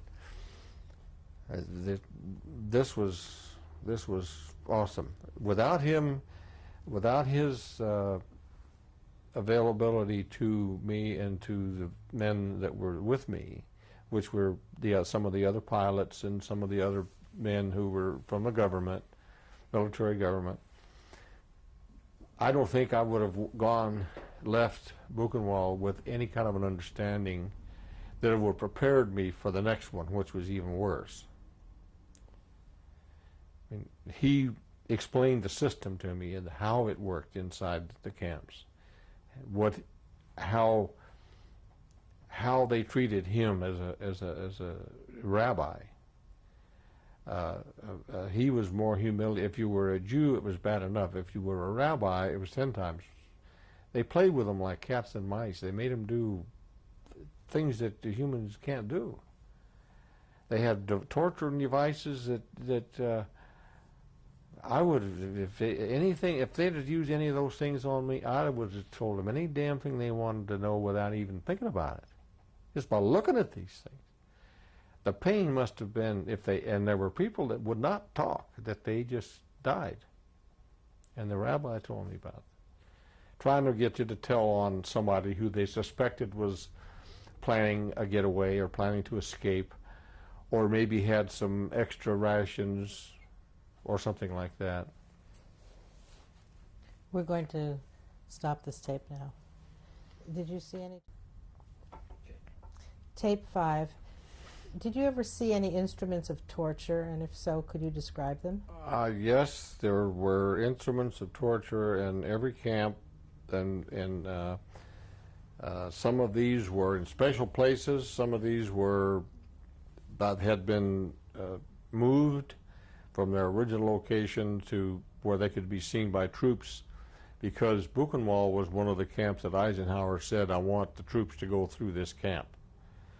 So a lot of American soldiers went through the camp after we left. One of the most unusual things, and I couldn't figure this out till someone explained it to me, was what they call the swing. And what it was a round pole, probably made out of some very strong wood, probably this thick, and it was built like a swing, you know, with like you could hook it to a swing, to a hook, and if it wasn't a round pole, if it had been flat, it would be a little seat for a kid's swing. But this pole was round, and the way it worked was, I never would have figured this out. They tie the person's hands behind his back, and they put this pole, which has chains on it, behind his knees, and they tie his feet to his back. In other words, his hands and his feet are behind his back. He's hanging upside down with this pole, which is the seat for this, would have been the seat for the swing if it was a swing, and that's what they called it. And it's hooked onto a swivel, a chain, kind of like a tripod with a chain. And then they have, and it swivels. You could spin the guy like this.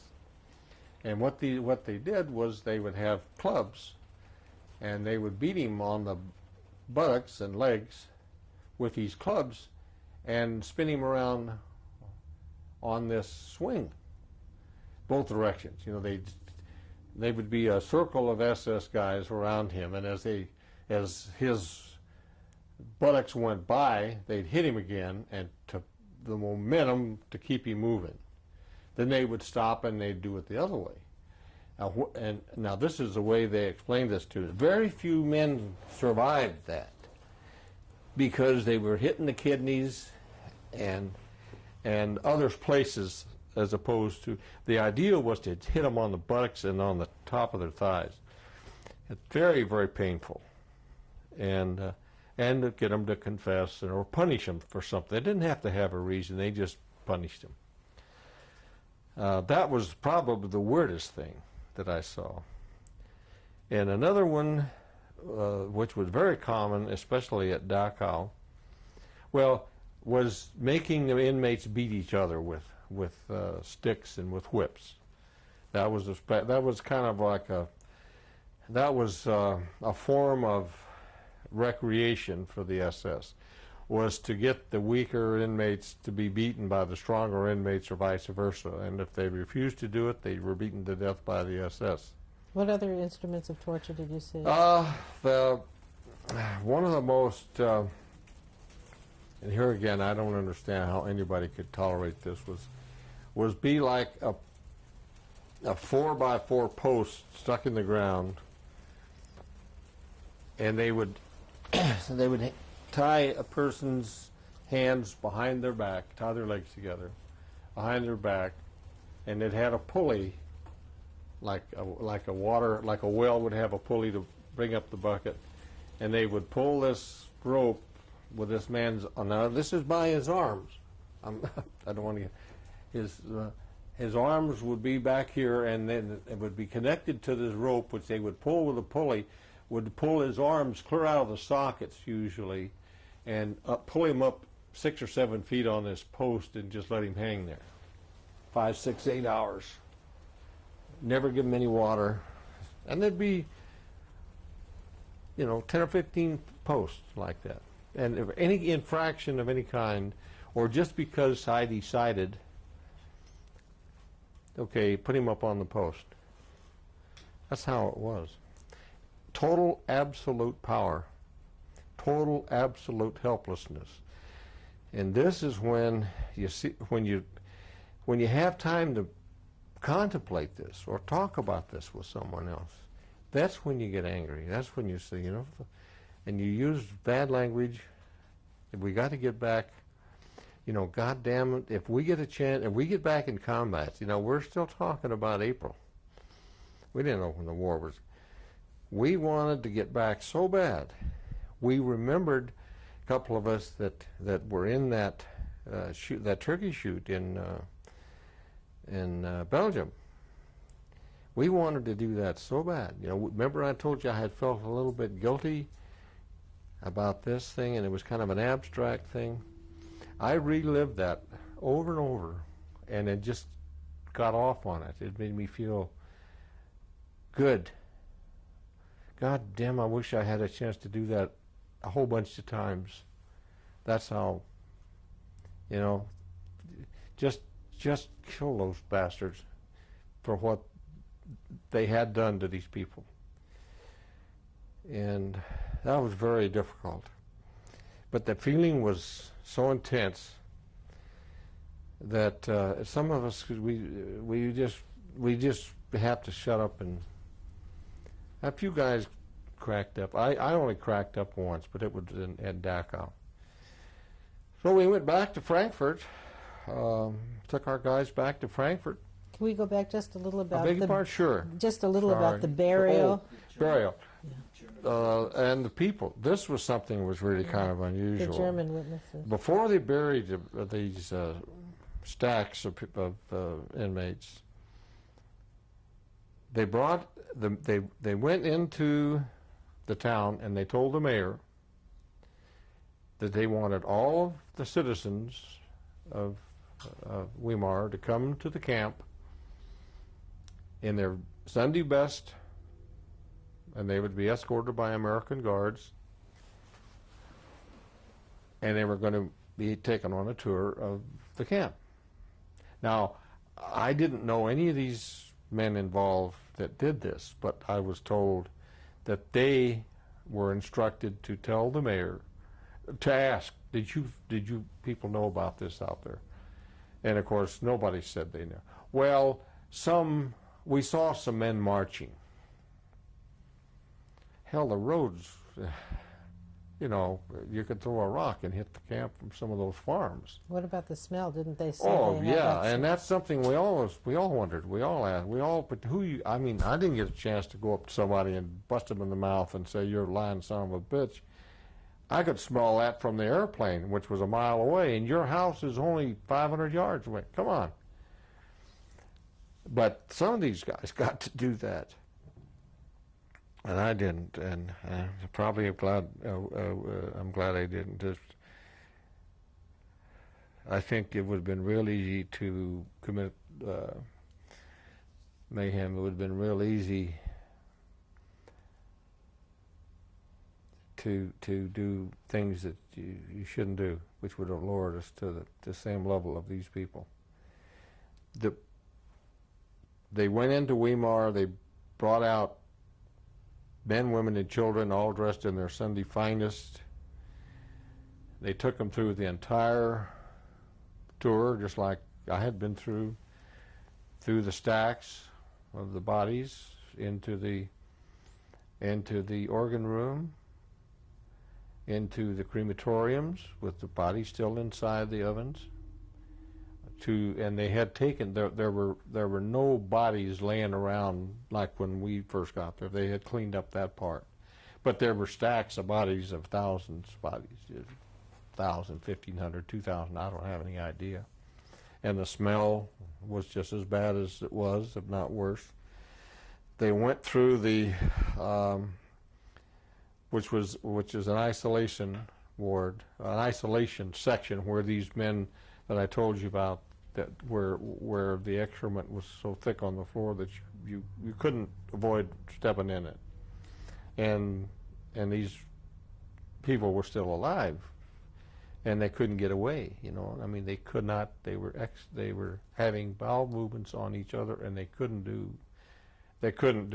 walk away from it, and I can't imagine anything worse than that, except physical death, maybe, I don't know, torture or something, to be that helpless, and to be the victim, as well as to be both the person who was sick enough to do that and the person who was too sick to get away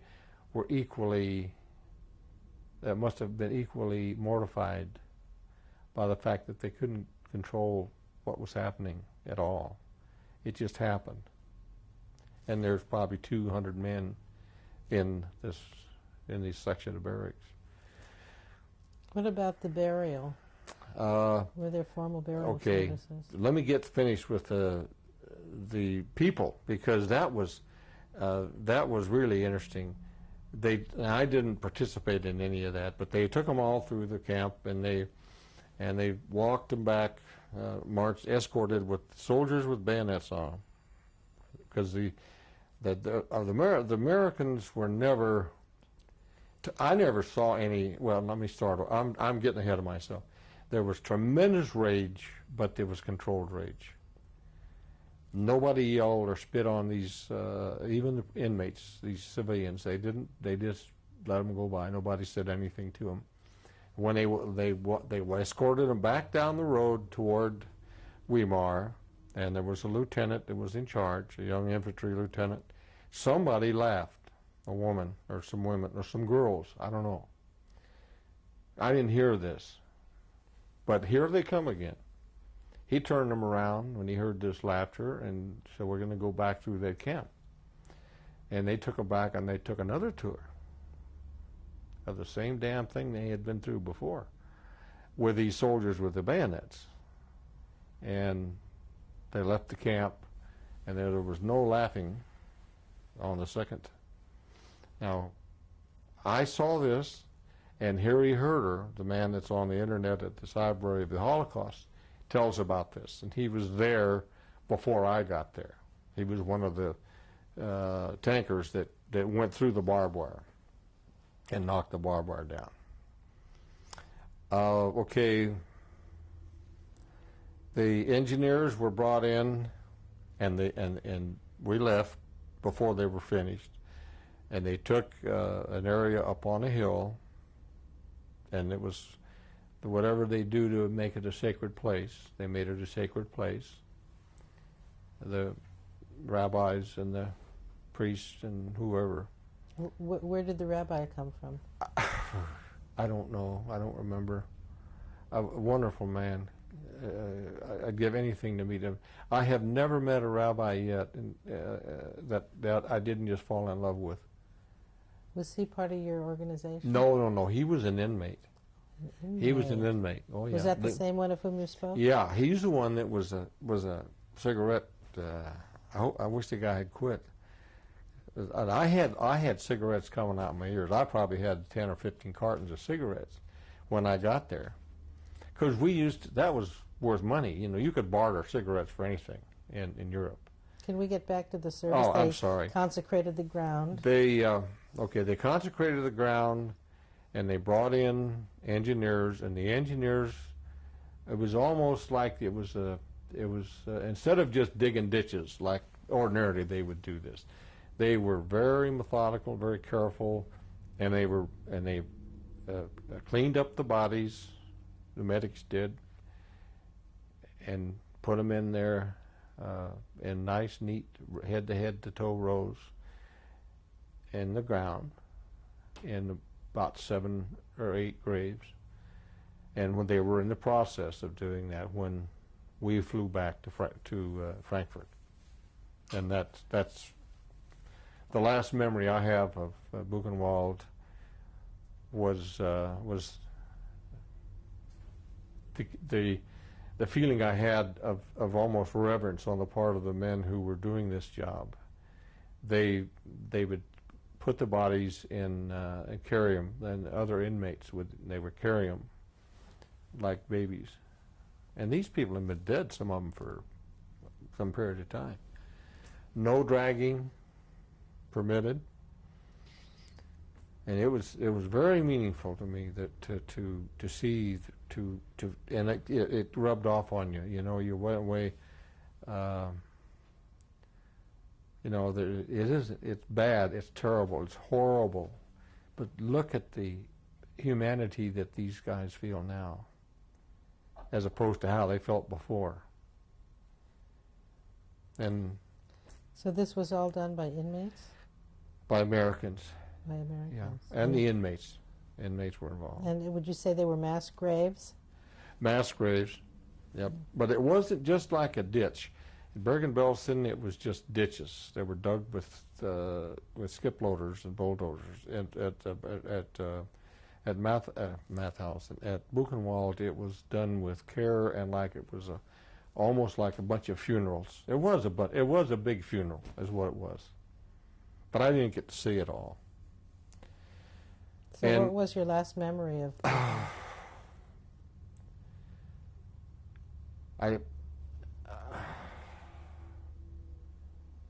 Well, we were dusted as we were.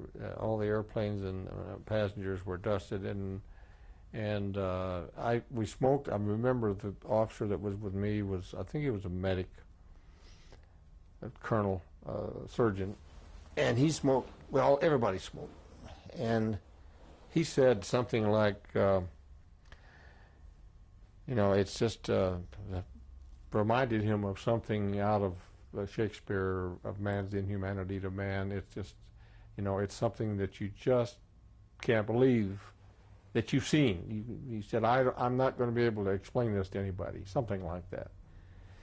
And we're puffing on our luckies or whatever, and I said something like, the smell is all over me.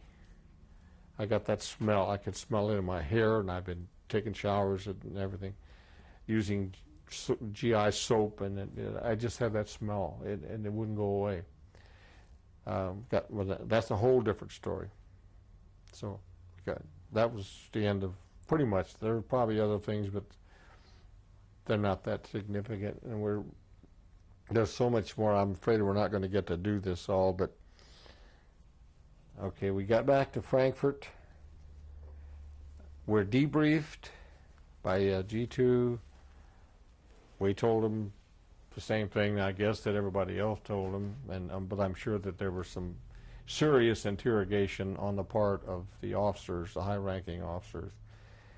And then, of course, they were passing on things that needed to be done. You know, get some infantry up there, get some medics up there. They ended up with a full field hospital in about 48 hours at Buchenwald. When you say you were debriefed, you personally or the person? No, we were all debriefed. You were all debriefed. Yeah, individually and collectively. And that the individual debriefing was basically what did you see, and what they were doing was making sure that everybody was on the same wavelength. There were some people that didn't see the organ room, for example. They just didn't, or they didn't go into the house of the commandant's house.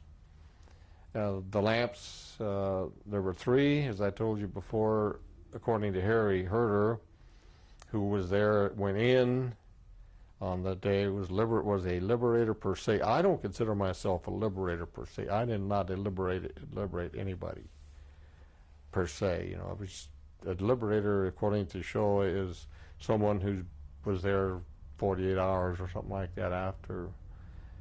But as far as fighting my way in like some of these guys did, I didn't do that. So what happened after that when you got Well, debriefed? okay, the next place we went was Dachau. We were told to go, I'll try to make this briefer. Yeah, well, what are the dates?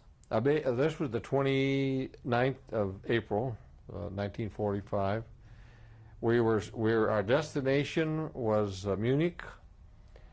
Left Frankfurt early in the morning and stopped and refueled at someplace along the way. I don't remember where, which was not unusual. We used to go to the bathroom and maybe, get a sandwich or something and refuel. And got to Munich about 11:30, 12 o'clock, before noon. And we were to be met by elements of the infantry units and the tank units that were fighting in the area, radioed and were told not to try to land in Munich. There was still fighting going on. Turn around, go back to Frankfurt. You can't land around here. Well, the flight leader said, where our destination is Dachau, can we get to Dachau? These guys talked on the radio and we could hear them, and he mentioned some unit that was in Dachau that was at the gates of Dachau. They were in the camp, but the camp was out of control. But there were troops there, so we could communicate with the troops, and they patched us through and asked the troops to clear off a section of the road so we could land 600 feet minimum, and they put panels down, which was no problem. So we went from Munich to Dachau, and then the road was probably a mile or so away from the camp. So we flew over the camp, and it looked like a riot. That we couldn't hear anything. But we landed. I think there were about 5 airplanes, and we had one airplane that was radio. It was just a radio airplane, no passenger. And so he was the one that could talk to Frankfurt and tell us what was going on. And anyhow, we landed. We're met by command cars again. Our passenger, and these were different passengers, disappeared with some generals into in the command cars. And then again, I hooked a ride with a guy in a Jeep and called him by name, and told him who I was, blah, blah, blah. And and again, we driving up the road. And this is in Bavaria now. This is really beautiful country. And beautiful little homes with the flower. This is April, the flowers. We have them out in our front yard every year. I can't think of them right now, but the geraniums. Everybody had geraniums showing it, all in their windowsills, and just beautiful. But here again, we get closer, and I start to smell this, and I said, "My God, are they all like this?" And he said, "Oh, you mean there's more?" And I said, "Yeah, we just were in Buchenwald at Weimar a couple of 3 days ago." And he said, "Jesus, the typical GI, bad words." And here again, the entrance was the same, the gate was the same. There were actually two gates. On both sides were the guard towers. I mean, the guard brick towers. Was there anything written on the gate? Yeah, the usual Arbeit macht frei, and there was one of them that had something else. That I'll probably think of that in a minute. It had that, but and this was all done in wrought iron by the inmates. Okay, before we went through the gates, he said, "This is going to blow you away," or something to that effect. I mean, and there was a train that was probably 60, 80 cars. I don't know how. And it was on a side track, and he drove us down the railroad track, me and another guy. And it was, kind of like this, but he said, "Look in those cars," and it was filled with dead people. I mean, every car was, most of them were naked. Some of them had been shot. There were medics, guys that had the Red Cross on their helmets and on their shoulders, going through these bodies, and I guess they found a few, I don't know, alive.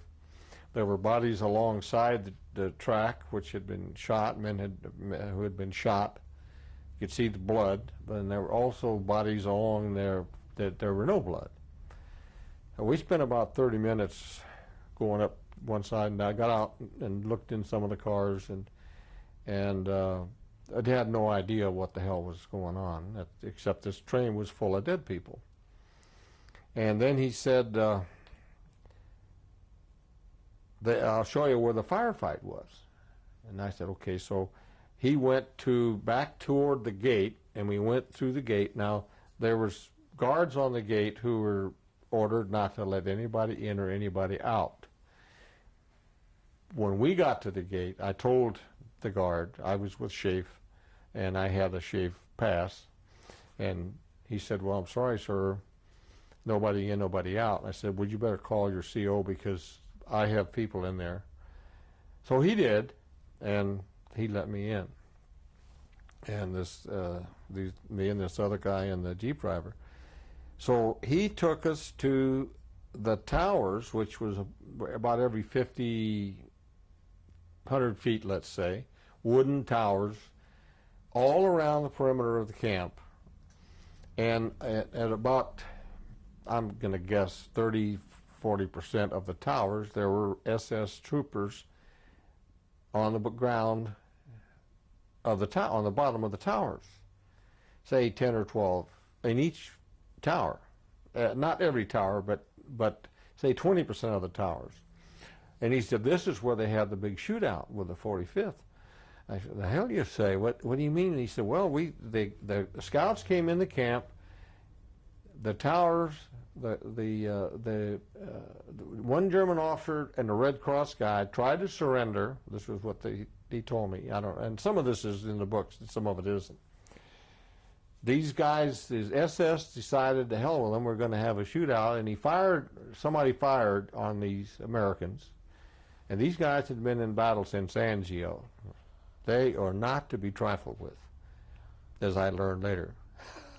They were hard-ass infantry dog faces who had been from Anzio to Dachau. casualty rates of over 50%. And this was the 45th Division that I had been in Fort Sill, Oklahoma. Remember? 45th Thunderbird Division. And saw the shoulder patches and the helmet. They had some of the decals on their helmet. I thought, Jesus, I've died and gone to heaven. Here I'm with the 45th again. So what had happened was explained to me that they had a firefight. The infantry did their thing, which is hide and shoot back. Some of the SS tried to surrender. They said, throw your arms down and come down out of the towers, and they did. And they just shot them. These infantry Americans they probably were 30, 40, I don't know. But some of them still had their weapons that were still laying there, but they were all killed with machine guns. And so that was that, and then there was a moat where there were some SS bodies that had evidently been thrown in the moat. Now this is the day of liberation, and we're still not in the main part of the camp yet. We had just gone in to the train, which was not inside the camp, on the perimeters, and the towers, which we could get to from the outside of the camp. I mean, they were partly in and partly out. You know what I'm saying? We went back to the gates, and the guy wouldn't let us in. We're going to stop this tape. Okay. Tape number 6. Can we continue with Dachau, please? The thing that struck me was with this guide, who was that he had been there since he was a Signal Corps photographer, and he had been all over the camp, so he knew where things were. One of the feelings that I had was that it was like a riot to me. There was we had not got into the main part of the camp yet. We had been on the periphery. When we got inside the camp on the other side of the moat, where I said there were some SS guys laying on the moat, evidently had been killed by the inmates. They just were laying there dead. And then there was this fence, barbed wire fence, and these inmates they weren't fighting. They were so happy. And the Americans were being kissed and hugged and thrown up in the air and all this kind of stuff. But the noise was scary, like a football game, a roar, and I felt I only had a pistol. That's all I was armed with, was a .45, and I felt like I needed more firepower. For some reason, this scared me. It just scared me. There were, a couple of thousand people, and I could see helmeted Americans in there, and I knew they weren't in harm's way, but they all had rifles with bayonets, and some of them had machine guns. When you say they, are you talking about the inmates? The Americans, yeah. The Americans. And these were the liberators inside with the prisoners, and what they were trying to do was calm everybody down. There were officers inside and probably 150 American soldiers, and they were trying to get the prisoners to calm down. And I didn't know till later how they did this. They got the leadership and there was an infrastructure just like there was in every camp to take over, and these were usually Jewish rabbis or people like that, and calm down and get an order and go back to your barracks, and we're going to bring food and that kind of stuff. So this is what the inmates were what finally happened was that the leadership of the camp, which were chosen by the inmates, and there were some priests, a few priests, quite a few rabbis in Dachau, and they'd killed a couple of hundred priests already from Polish priests. I remember things subsiding, and he said, the driver, I wish I could think of his name now. He's dead. Now I'm in touch with his wife. But anyhow, he said, you got to see the gas chamber. And I said, the gas chamber? They got, and hadn't even heard about the gas chambers yet. He said, yeah, and there's a crematorium part of the gas chamber. And he said, wait, we'll be there. So he drives his Jeep, and we drive over to this set of buildings. There's about 3 buildings. And one of them has a sign in German that says, and there's a picture of it in it, that says bad, which is bath, I guess. And there's also a warning sign, the international sign for death. And he said, this is the gas chamber. And okay, so we went in there, and it was just a room about like this, maybe a little bit bigger. Concrete walls, concrete floors, concrete ceilings, shower heads. It said Wasser on the shower heads. And then we left there and went to the next room, which was the crematorium, which still had the corpses in the partially cremated in the crematoriums. And in this crematorium, there was kind of like a subfloor, and it was full of bits of cremated bodies, parts like little bone chips and stuff like that. So evidently, what they did when they were finished was they would just kind of shove all the ashes out one end, and it would go through this grating to the subfloor, and then guys on the outside would shovel it into a cart or something and take it away. I don't know. They used it for manure, for fertilizer, for slippery places. It was these are bodies, these are people, and they used it to. It's kind of like gravel. That's awesome to think about that.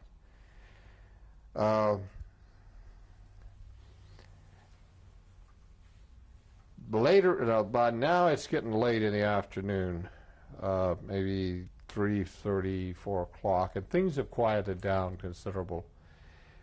We had been to the train, we'd been to the gas chamber. He took me to, this was the hardest thing for me, and this is where I cracked up. We went into a sub-camp of Dachau, which was separated by gates and fences. You couldn't get in, the double fences, and the kind with a hook on them like this, which meant they were barbed wire electrified fences, and a double set of gates. So we went in there, and he had already been in there. What's the name of that subcamp? I beg your pardon? The name. I haven't a clue what it was. There were 40-some subcamps at Dachau, and whether they all had names or not, I don't know. But the only thing that separated this from the rest of the camp was the wire. Otherwise, you would have been in the same perimeters, because it was a camp within a camp, basically. So we go in there, and there's about 40 barracks, typical brown barracks with those roofs, and they had doors. The doors didn't close. The windows were way up high, and there was a space between the ceiling of the roof, and the wall, about this. So the wall came up here, and the roof came here, and there was a space. And I thought that's glass. And there wasn't, but it wasn't glass. It was just space. These things weren't even airproof, or waterproof. And this is in the Bavaria. So they must have been miserable. In this section of the camp, this guy said, now, this is going to make you sick. These guys are all dying. It's the same thing as in Buchenwald, only it was bigger. So we go in there, and the smell in here was much worse. And there was moaning. In the other part, in Buchenwald, I didn't hear anything. This camp, in this part, you could hear murmurs, you could hear feeble cries, You could hear people trying to, as we walked by, you could hear people trying to get your attention. And I said, let's go in a couple of these. He said, they're all quarantined. I said, well, we're going to get sprayed anyway. What the hell difference does it make, you know, with a DDT?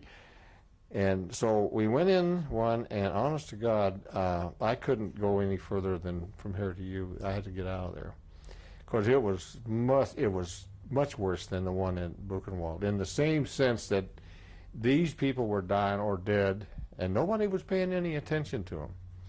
I mean, there were no medics around, and they had already evidently been in there and said, just forget this place, we got to help these other guys.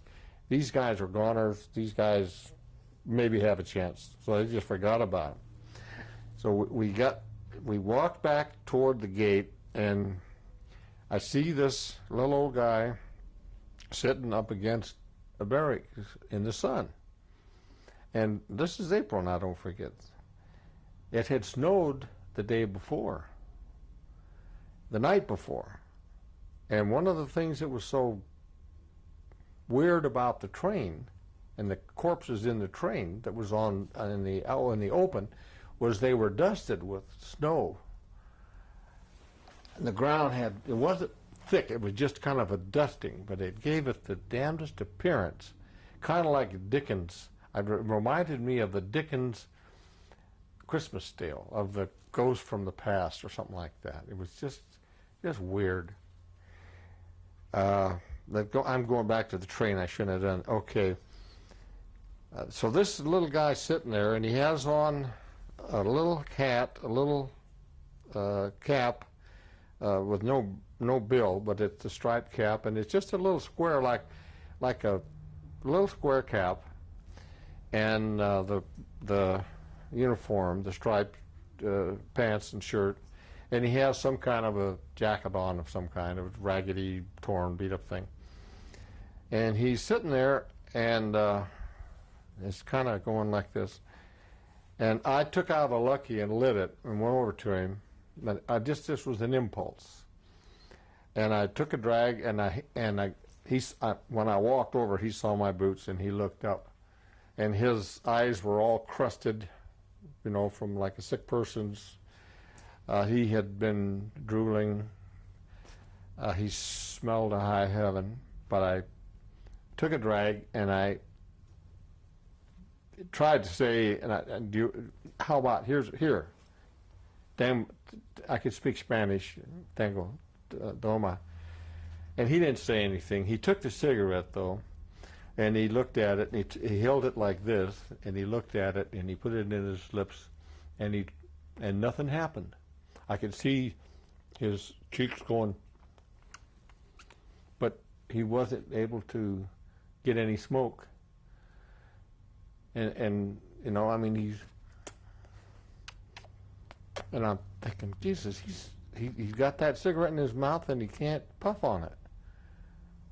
And I could see the smoke coming out of the cigarette. So then he looked up at me, and tears rolled down his face, and eyes just started to cry then. And I'll be all right. I won't do it. But I had to get away. I just had to get away from him. I couldn't handle that. I just couldn't handle that. That little old guy couldn't even take a puff off of a cigarette. And God, it just gives me cold chills to think about that. The feeling was, you know, of a mixture of rage and frustration, and why can't we do something?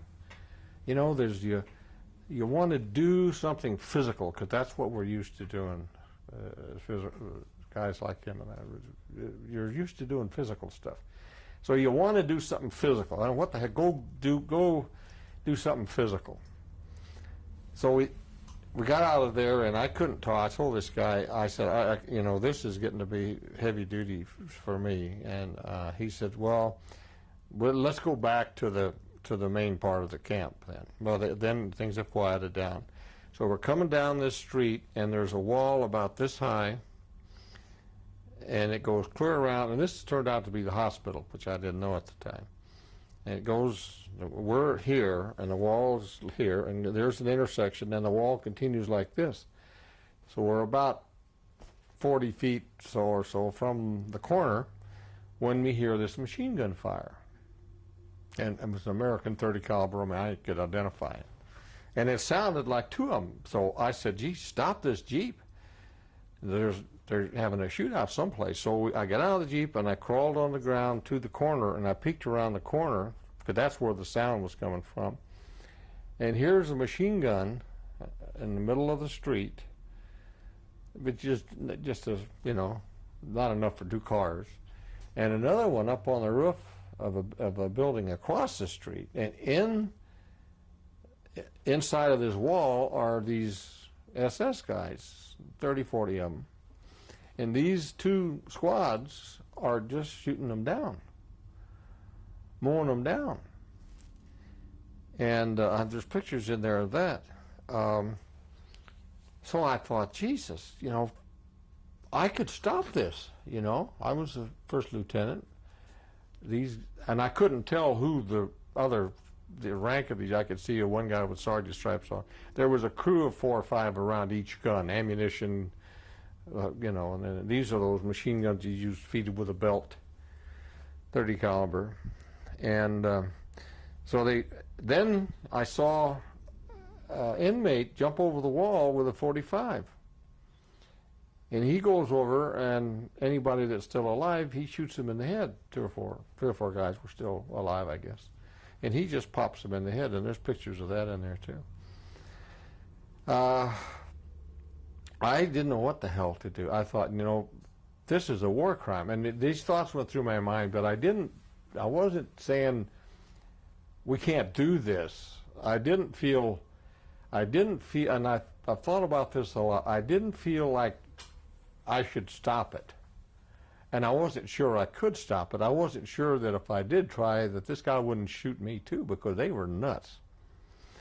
Then they brought out some more guys from the hospital, from what I found out later was the hospital, 30, 40, and there's that dead guys there, and they lined them all up in these 2 squads, finished them off, and the inmates jumped over the wall again with 45s, and anybody that was still alive, they shot. Now, there are pictures in there about this whole thing. That really blew me away. I mean, I was afraid, number one, for myself. I didn't feel any pity per se. I didn't think those poor bastards, you know, I knew they were POWs. But I was so enraged that I guess without giving it a lot of thought, I felt probably basically that those bastards deserved it. And that's as far as it went on my part. Can I interrupt you a Yes. moment? I'm just not getting the cast of characters. Who's shooting whom now? Americans, 2 squads of Americans have mounted these 30 caliber machine guns, which is the smallest machine gun. It's a weapon that has to be mounted on a tripod. And there's one in the street. It's a street, but it's not a street like you think of as a street. And there's a building across the street from where the wall was. And there's another gun on top of that, kind of like a mezzanine, with a crew shooting these German SS and Wehrmacht guards. What they had done, they had surrendered, taken them into the hospital for safekeeping, and as a place where they knew they could control them. And this had all happened after the firefight, you know, where the infantry had been fired on and had killed these SS guards from the towers, and they killed them because they were fired on. They didn't kill them because, you know, the firefight lasted maybe 45 seconds. But when they surrendered, they went ahead and killed them anyway. These guys came down the stairs and they shot them. I don't know, 20, 15, 20, I don't know. I don't really know, but I didn't even think anything about that because I thought they had been a firefight. But this was a whole different situation here. This was where they were shooting down unarmed men. And like I say, in retrospect, I probably would have participated. I don't think I could do it. Gut-wise, I don't think I have the guts to do that. I don't know. But I was enraged to the point where I didn't feel bad. And when you know, the thing that about that whole incident that bothered me the most was not the fact that they, in thinking in retrospect, even today, was the one man going over with a .45 and blowing another guy's head off. I mean, that you could see. You know, you could see him pick out the guy because he was still moving and put the gun and pull the trigger, and you could see the guy's head pop like a watermelon. And that's just what that got me worse than watching them shoot them down in bunches, you know. And okay, so that incident was that was pretty bad. Later, I think I left the camp before sundown, and here again we had taken over. They had taken over some houses, and the infantry division. There were 2 infantry divisions involved. Continued on. They left some guards behind, 400 or 500 guards, but they continued on with their troops, their tank support, and what, to take Munich. So most of them were gone the next day. The ones that I had been around with. This guy that I had been with, he was gone. And so we went back into the camp again because we had the Schaeff guy with us, and they were going on the tours with their photographers, with the Signal Corps photographers, taking their pictures and talking to these other generals, medical officers, whatever, about what could be done. And they had to report back to Eisenhower. So the rest of the time, the day and a half, 2 days, I don't know. The smell was, I mean, I just hated to go back in there. I had no reason to go back in there. I could have sat in the airplane. We get to, but I was getting skitsy. You know what I mean? I was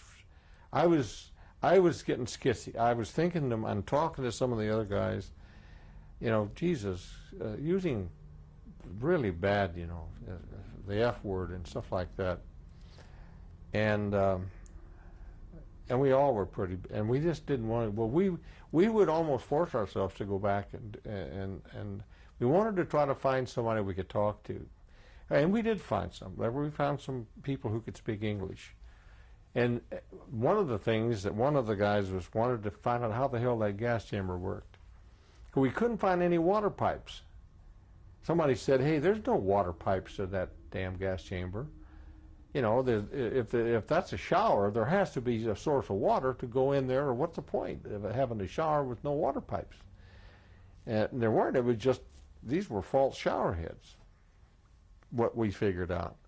So we went and we found some English-speaking inmates. Now, things by now are beginning to get organized, and the military had enough sense to let the structure of the camp itself organize it, because they could never could have done it. There's no way, without killing a bunch of people, could you have got that under control. You had to let the inmates, the power structure, settle things down and take charge, and that's exactly what they did.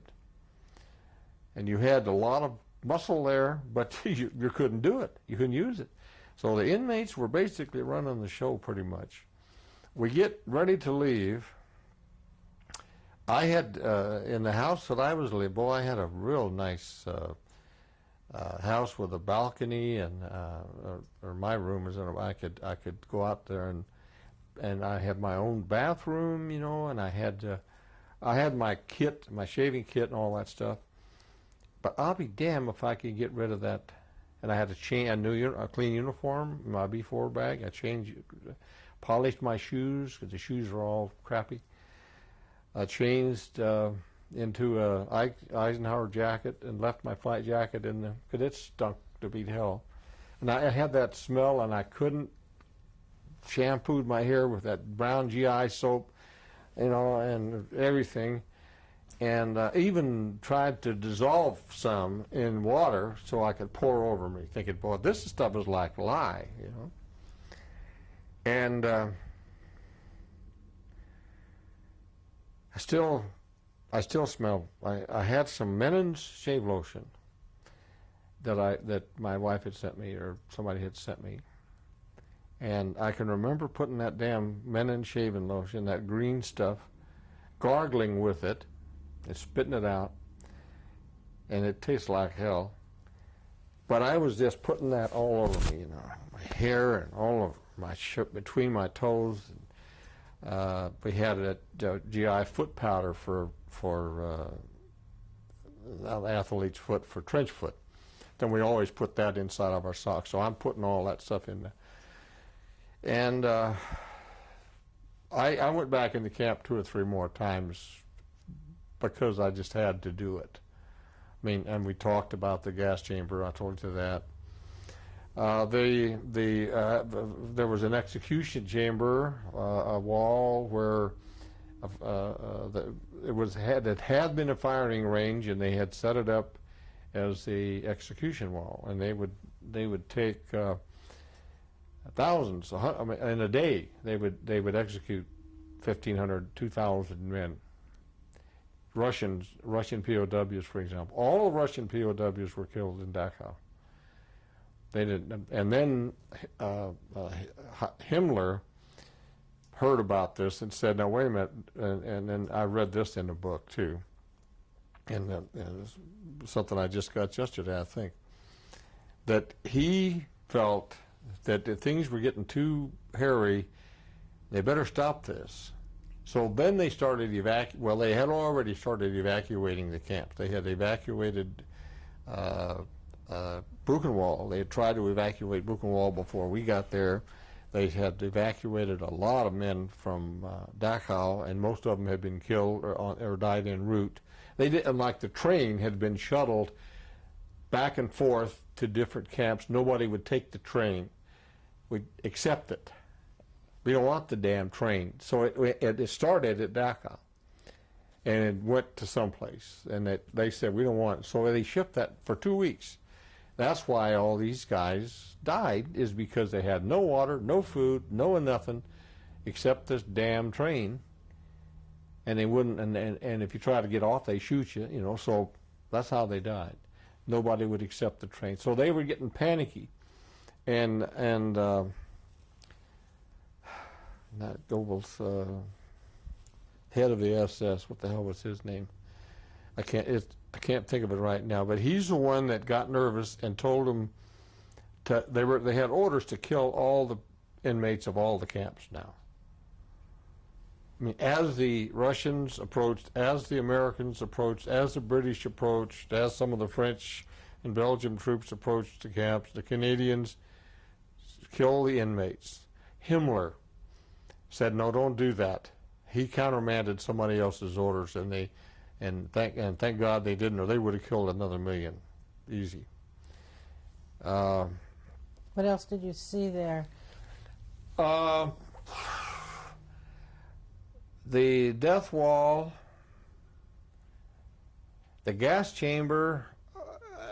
You know, I asked not only myself but this other fellow who said there was no plumbing, said to one of the men that spoke English, who had been in the camp for 6 or 7 years, which was amazing.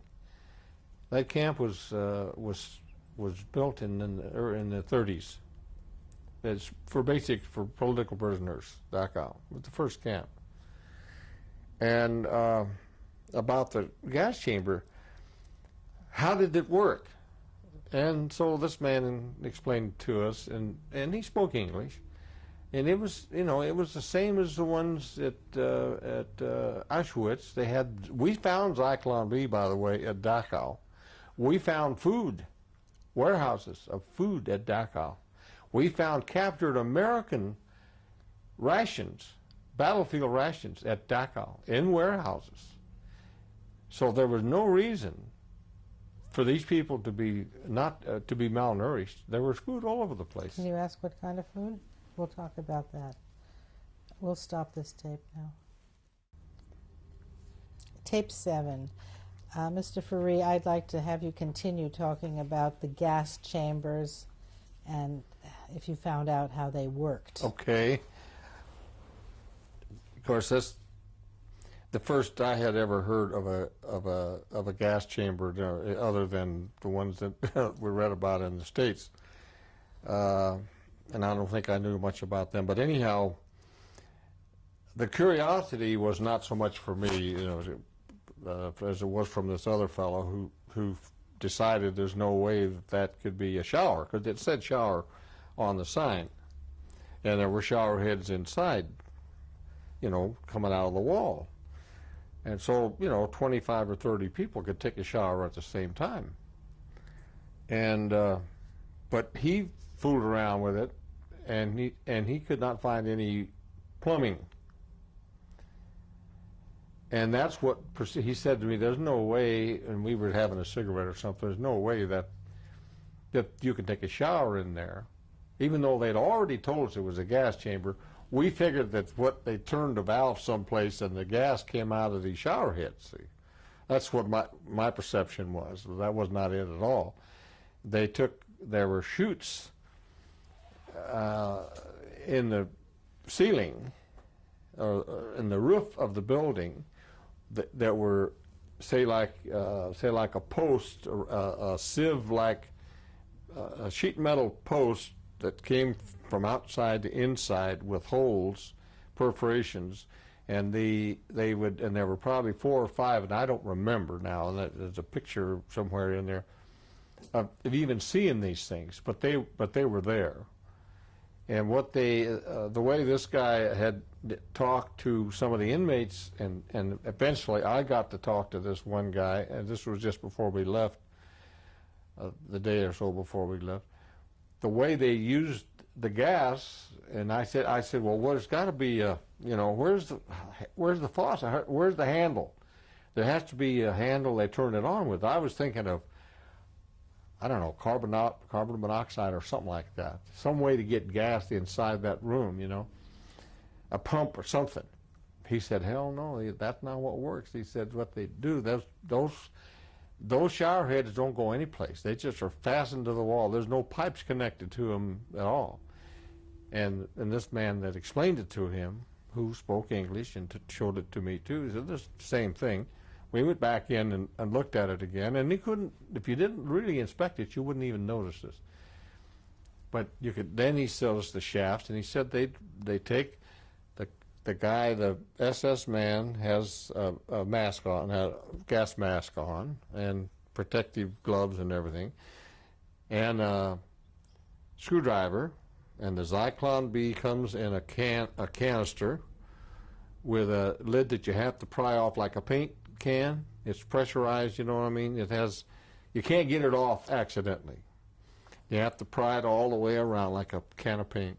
And then he dumps the crystals in these slots, which drop down into the inside, and as soon as they hit the air, they release the cyanide gas.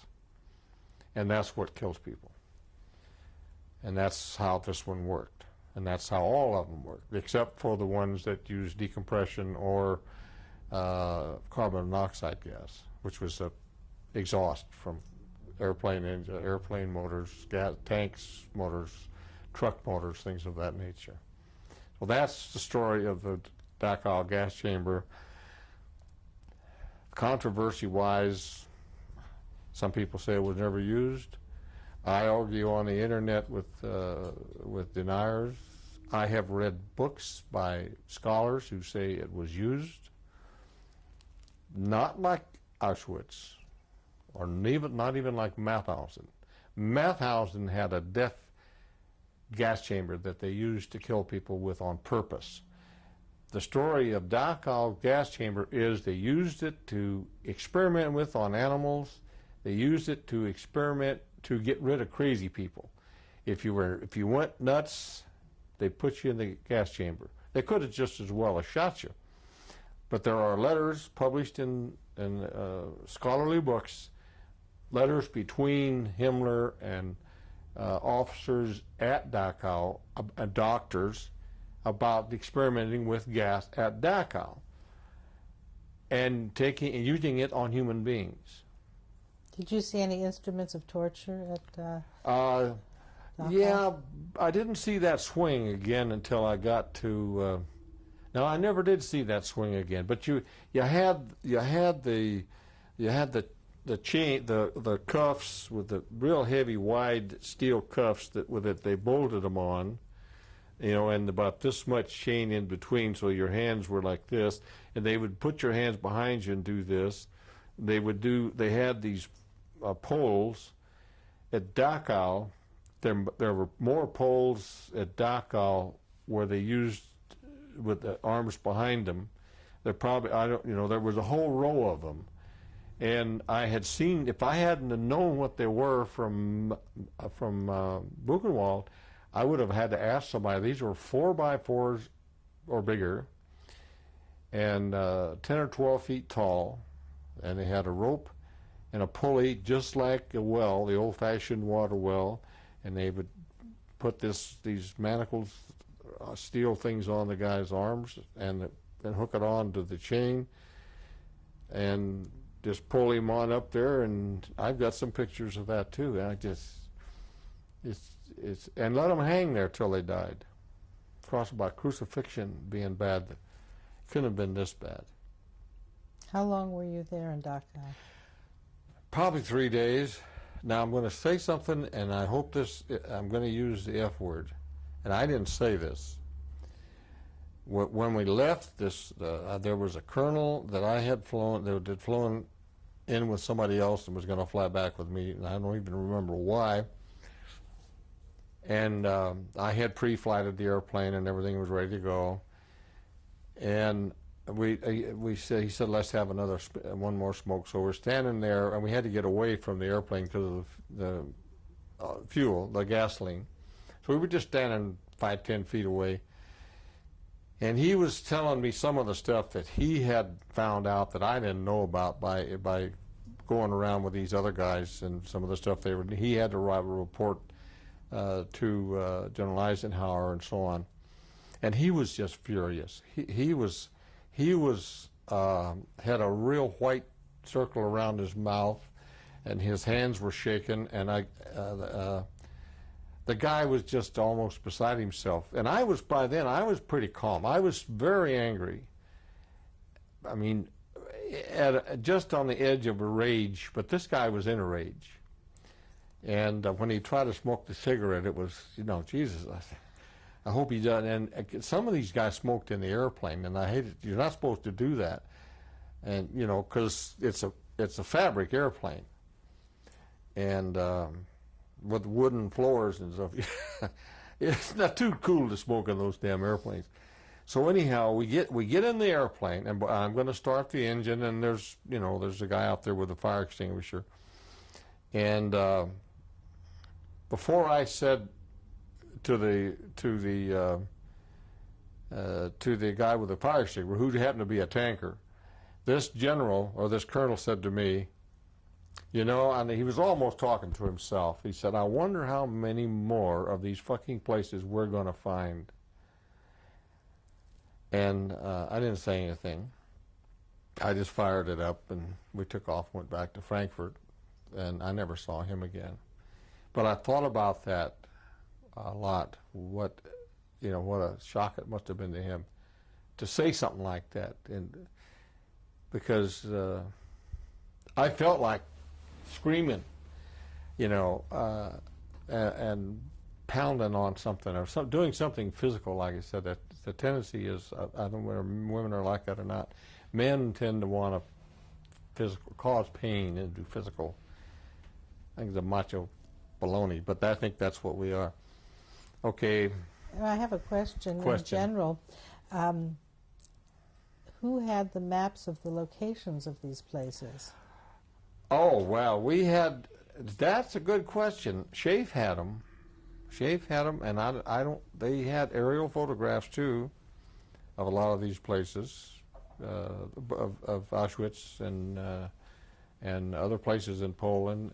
But we were given charts, just navigational charts, of so we could navigate from point A to point B. That was all we needed. See, we didn't need maps of we didn't need maps of all we needed was navigational charts that showed the hills and the altitude of the hills around if you're in the hills, and so if you're at 6,000 feet and the chart says that mountain is 7,000 feet, you better not go near that mountain or else climb up a bit. That's the way navigational charts are. So after you left Dachau, where did you go? I went back to Frankfurt. I went back to Gelnhausen. No, I didn't go back to Gelnhausen until later. I went back to Frankfurt, and I went to Gelnhausen because we weren't going to go anyplace for a while, or we were told, a couple of days. We were only 40 miles away, and I took all this flight gear that I had, and I flew the L-5, went back to the Strip, and all these guys were asking me when the hell. And I didn't want to talk to them about this. I said, I really, it's the most horrible thing you've ever seen. And then I started bad-mouthing the Germans, and we got the war was still going on. And goddamn, I want to get back into combat and do some more, shooting up and blah, blah, blah. Just crazy talk. And these guys picked up on it right away, too, because they knew, coming from me and Snyder, the other guy from our squadron that was with me, and he was a drinker. He was drunk. When he wasn't flying, he was drunk. I mean drunk, asleep, drunk. When he was flying, he was cool and good. But when he wasn't flying, when he was back at Frankfurt, he was drunk. You could have stuck him in the tub of hot water. They wouldn't have known. They didn't care. But he told some of the, you guys wouldn't believe it if we told you. There are a couple of days. I took my flight suit that I had on at Dachau, and I had a pair of $50 Wellington boots, handmade for me in London, and these are Eagle Trip fighter pilot boots. And my my pinks, and my flight suit, and my jacket that I have a picture of there, but it's not. That's a different one. And I Your took pinks? Trousers. You have OD. It's just a OD pants. They're a little bit on the pink side. They call them pinks. They had grays and pinks and ODs. And for some reason, I had a pair of pinks on at some point in time in this thing, which were the ones that I thought smelled so bad. So I took them out to my crew chief, and I said, Louis, we use carbon tetrachloride a lot. For, what that is? It's a real strong chemical that evaporates almost instantly, but it's very deadly, which we didn't know at the time. I mean, if you absorbed it in your skin, it gets in your liver and it stays there. Whatever carbon tetrachloride I have ever handled in my whole life is still in my liver. It stays there. And if you get too much, it kills you. But anyhow, I said, Louis, we used to use it for cleaning our uniforms and cleaning tools and stuff too. It cut grease like nobody's business. And it had a medicinal type odor to it. So I said, I want to clean my flight suit, my pinks, and my underwear, and my B8 jacket with carbon tet. Well, we had it in these big cans, so he said, okay. We got a big can and put all this stuff in there, and we sloshed it around. And the carbon tet does not burn. It is also a flame retardant. Some extinguishers have carbon tetrachloride in it that puts out. It smothers a fire, a small fire. It's not any good anymore because they have better stuff. So anyhow, we sloshed this stuff around, and I hung it on the fence, and I told Louis about the smell. I said, do you smell that, Louis? It smells like shit. smells like dead dogs, dead. He said, no, it smells kind of bad, but I don't smell that smell. I said, well, it's kind of. So I hung it out on the fence there by the by the strip. And the next day I went out there and was going to have my uniform pressed. We had some German women that we paid them with coffee or something, and they would press our uniforms for us. And I still smelled. I said, Louis, do you smell this? He said, no, I don't smell it. It doesn't smell even like carbon tet because it evaporates. See? And we've been inside of a dry cleaner. There's a certain chemical odor. Well, there was a faint odor of that. But anyhow, I said, the hell with it. Get me some 100 octane gasoline. And what are you going to do? I said, I'm going to burn this shit. Your boots? And I said, yeah. So I took all this, that flight suit, my pinks, my belt, my socks, my underwear, everything that had been in this carbon tet, and I put it all in a pile and poured gasoline on it and threw a match on it and burned it. And okay, that takes care of that. I'm not going to smell that again, but I still smelled it. And Louis says, boy, I don't know about you. And his name was Louis Nardini. He lives in Pittsburgh. I talk to him on the phone all the time. Little Italian guy. He said, I don't know about you, Lieutenant. He said, and he smoked cigars. Smoke one of these stogies. You know, whatever's wrong, that'll fix you right up. And I couldn't stand those damn cigars. I went. We were scheduled to go back out, but I went to the flight surgeon who I knew, and he's the one that gave us our 6 months physical. And I told him, I said, we've been to some of these Nazi camps, and I said, you can't believe. He said, well, I've talked to some of the other guys. He said, you having trouble with the smell? I said, oh yeah. And he said, well, you're not the only one. I said, I burnt my damn Wellington boots. And he thought that was hilarious. $50 because I'd only made them custom made in the shoe shops. He said, you burnt your Wellington boots. Well, shit, you're not going to get to go back to England to get another pair of them. But he said, let me sit down. And he said, that is in your head. That smell will always be in your head. As time goes on, it'll fade away, but you can always, if you think about that smell, you can smell it. You can bring it back just by thinking about it. And he's right. I can. And the first time I did was when Marion and I were on that panel.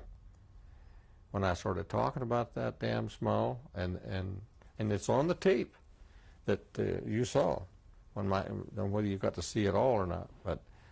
I told a story about that smell then, and okay, I'm digressing. Can we get back to your next assignment? Yes, the next assignment was Bergen-Belsen, which was liberated by the British. Had been liberated. We had been to Bergen. I had been to Bergen-Belsen once to deliver somebody there, and some medical officer. American, and I think there were 2 or 3 airplanes that went. And they were really looking for doctors who had some kind of expertise in typhus and some of the diseases that were rampant through that. So I didn't get to see much of Bergen-Belsen. I dropped them off. We went, walked around the camp, and it blew me away completely because all I saw was women. What year was that? What date? Oh God! It was between the 15th of April and the 29th of April, and like I say, it was I went back up and back in the same day, or I didn't stay there overnight. I just delivered somebody. And I think there were 3 of us that went in, and we didn't even get a complete tour, but they were. What we did see were SS people, whether still in uniforms, and civilians from the town carrying bodies and not allowed to drag them. The British soldiers all over the place, and a bunch of tough dudes, I'll tell you. And they had dug these huge, now we're talking about pits now, that twice as deep as this room. This house would fit 2 or 3 houses like this in there. And these people were going down in the pits and laying these corpses, and these corpses were full of fecal matter, blood, you know. I mean, to touch one would almost be enough to make you vomit. But that's what they made them do. You said it was mostly women. Yeah, there were mostly women that I saw the first time. And I went back 10 days later with some other people, or a week later, something like that. And by then, the decision they were no longer carrying the corpses. They were bulldozing them and throwing them in. When they were carrying the corpses, did they wear gloves? No, these were civilians from the villages around there, and the British to handle this. They were in charge of Bergen-Belsen. They insisted, the British non-coms, that these bodies be carried, either 2 people or 1 person, and some of them were little people, you know, 80 pounds, 60 pounds, a dead person. That's not very much. But you couldn't, they wouldn't let them drag them. My point is, they made you pick them up and physically carry them, as opposed to dragging them by the heel. And so that was what was happening the first time. And I was only there maybe 3 or 4 hours, and I flew back to Frankfurt, or flew on my way back to Frankfurt. And I went back 5, 6 days later with another officer, and I think he was a medical officer too, because this thing was really desperate. When we got back the second time, he went in and did his business, and I talked to some of these British guys, and one guy said, we have had 26,000 deaths since you were here before. He was a sergeant, a British sergeant, and he said, I killed one of them, and I can't remember what he called the guy. He said, I killed one of them, and I can't remember what. I said, you did? He said, yeah, and you know how the British talk about the bloody this, the bloody that, and their slang. He had the bloody scubber, booger, or whatever. He's dragging a prisoner by the foot, a dead, whatever they call them, a corpse by the foot. And he said, I yelled at him to pick him up, and he didn't pay, and he was in civilian clothes. He said he had a hat on, like a dress hat, and a black suit. And I yelled at him, he said, and he ignored me. He just kept walking on with this, dragging this, and he said, I got so mad, I went over there and I hit him with my rifle butt and brained him on the spot. And I said, you brained him? He says, brains all over the place. And he was just happy as hell. I said, well, who was he? And he says, I don't know. Some people took him away in a cart. I was going to throw him in the hole. But some people, probably his family, took him out of the camp in a cart and probably buried him. But he said that the guy was like, you know, I'm standing there aghast, you know, and hitting a man with a rifle butt is you can easily brain him if you know how to do it. That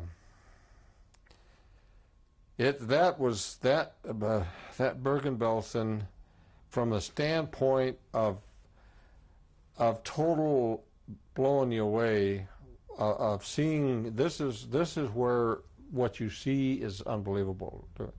To see bulldozers pushing thousands of corpses into deep holes, pouring lime on top of it, on them, layers and layers. I mean, these are not just one layer. This is maybe, there might be, you know, 20 people stacked on top of one. They quit stacking them now.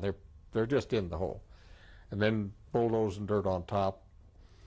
And then they put a marker on each pit, and there's 9 or 10 pits. And estimate of how many people are in there, and there's over 100,000 that I know of. You know, and I've read some books about Bergen-Belsen. There's not too much about that in English for some reason. There's a couple of books that tell you, but I've read books about what's the guy's name that wrote the Holocaust. I've got several of his. Martin Gilbert. I've corresponded with him, by the way. He was Churchill's historian. Wonderful man. He's written probably 30 books about the Holocaust. Did you say what they were doing with people who were still living? Well, they had set up field hospitals, and there was no water, had been no water to the camp for 2 weeks, is what I was told. No food. Here again, there were warehouses with food. The SS, they had captured 40, 50 SS, women included, and the commandant of the camp. And his biggest complaint was that the water in the river was so full of dead bodies that it was contaminated, and he couldn't use the water to provide water for the inmates. So they were without water for a couple of weeks, without food for a couple of weeks. Everybody, all the SS were healthy looking, fat. I've got pictures of them, you know. There's all around this area were farms. There were, within 6 miles of this camp was a bakery that could bake 6,000 loaves of bread a day. This is all secondhand stuff. I didn't talk to anybody that was an official there. But I have tried to make a study of it, because one of the most frustrating things was that they just let them die. They just didn't give a damn. One of the subordinates to the commandant said, and he was the doctor, you know, there must be something we can do to get water, at least get some water. And he said, I don't give a damn. I let them die. Now, and of course, this guy, to save his ass, told the British liberators that this is what he said. Because the British had water to them that same day they liberated the camp. I mean, Were there crematoria there? Beg your pardon? Crematoria. Didn't see any crematorias. I Gas didn't chambers? see, no crematorias, no gas chambers, lots of barracks, lots of people laying around on the ground, very sick. They were tending to people as fast as they could. They had American medical personnel, they had English personnel, medical personnel, they had French and Belgium medical personnel, and they were just totally overwhelming. What they did was they moved them all out of there into the cities, the towns around, and they burnt the whole thing to the ground. But it was all burned. Bergen-Belsen was burned level to the ground. We'll stop this tape now. Tape number 8. What happened after you left Dachau? After I left Dachau, I flew back to Frankfurt. I couldn't stand the smell of myself and my uniform, and I burned it. I burned everything, my clothes, my pants, my shoes, my socks, my flight jacket, which I had to pay for, by the way, belonged to Uncle Sam. And couldn't get rid of the smell. Went to see the flight surgeon, who told me he knew what was going on, and it would go away. And it did. I can think, if I think about it right now, I can still, not like it was then. It's not on but I could smell my hand. And the airplane, I wiped off all the control panels that I touched, thinking that, it's all over there. That's the way it was. It was really a paranoia. Sick. Didn't surprise the shrink, though. He knew. I mean, Bergen-Belsen, as I said, went back the second time, the period of 4, 5, 6 days. I think it was 6 days. And 26,000 people had died, and they were burying them by then in the pits with bulldozers, whereas before they had, and they had the villagers coming in. And what was their reaction? Oh, a lot of women would cry. Mostly, you see, the old people. There weren't any young. By that I mean young men. These were 12, 13-year-old children, boys and girls, but mostly girls, because a lot of the boys were taken away to serve their country, the fatherland, too. And elderly people. And some middle-aged guys, like this farmer that, they were mostly farmers. This British guy had hit with his rifle and killed him. So what happened after you left Bergen-Belsen? What happened to you? Okay, went back to Frankfurt. Again, was debriefed as usual. This time they had, some of the SHAEF officers had brought back some film of that the British had taken of Bergen-Belsen, and we reviewed some of the film, which we hadn't seen all of it. You know, we were there as their guests. It was British territory, and even though we were allies and everything, you pretty much had to behave like, you know, to their standards.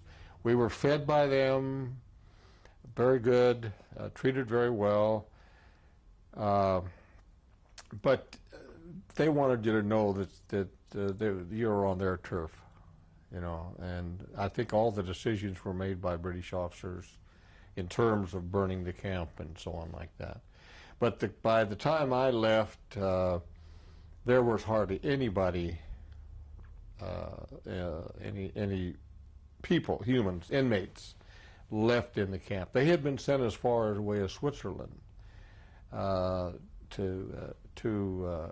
recuperate. When did you leave?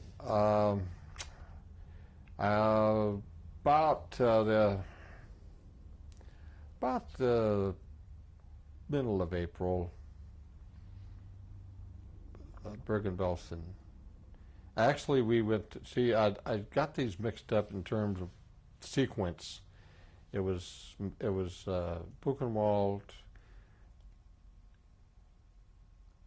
Dachau, Bergen-Belsen, and yeah, that's right, and Mauthausen.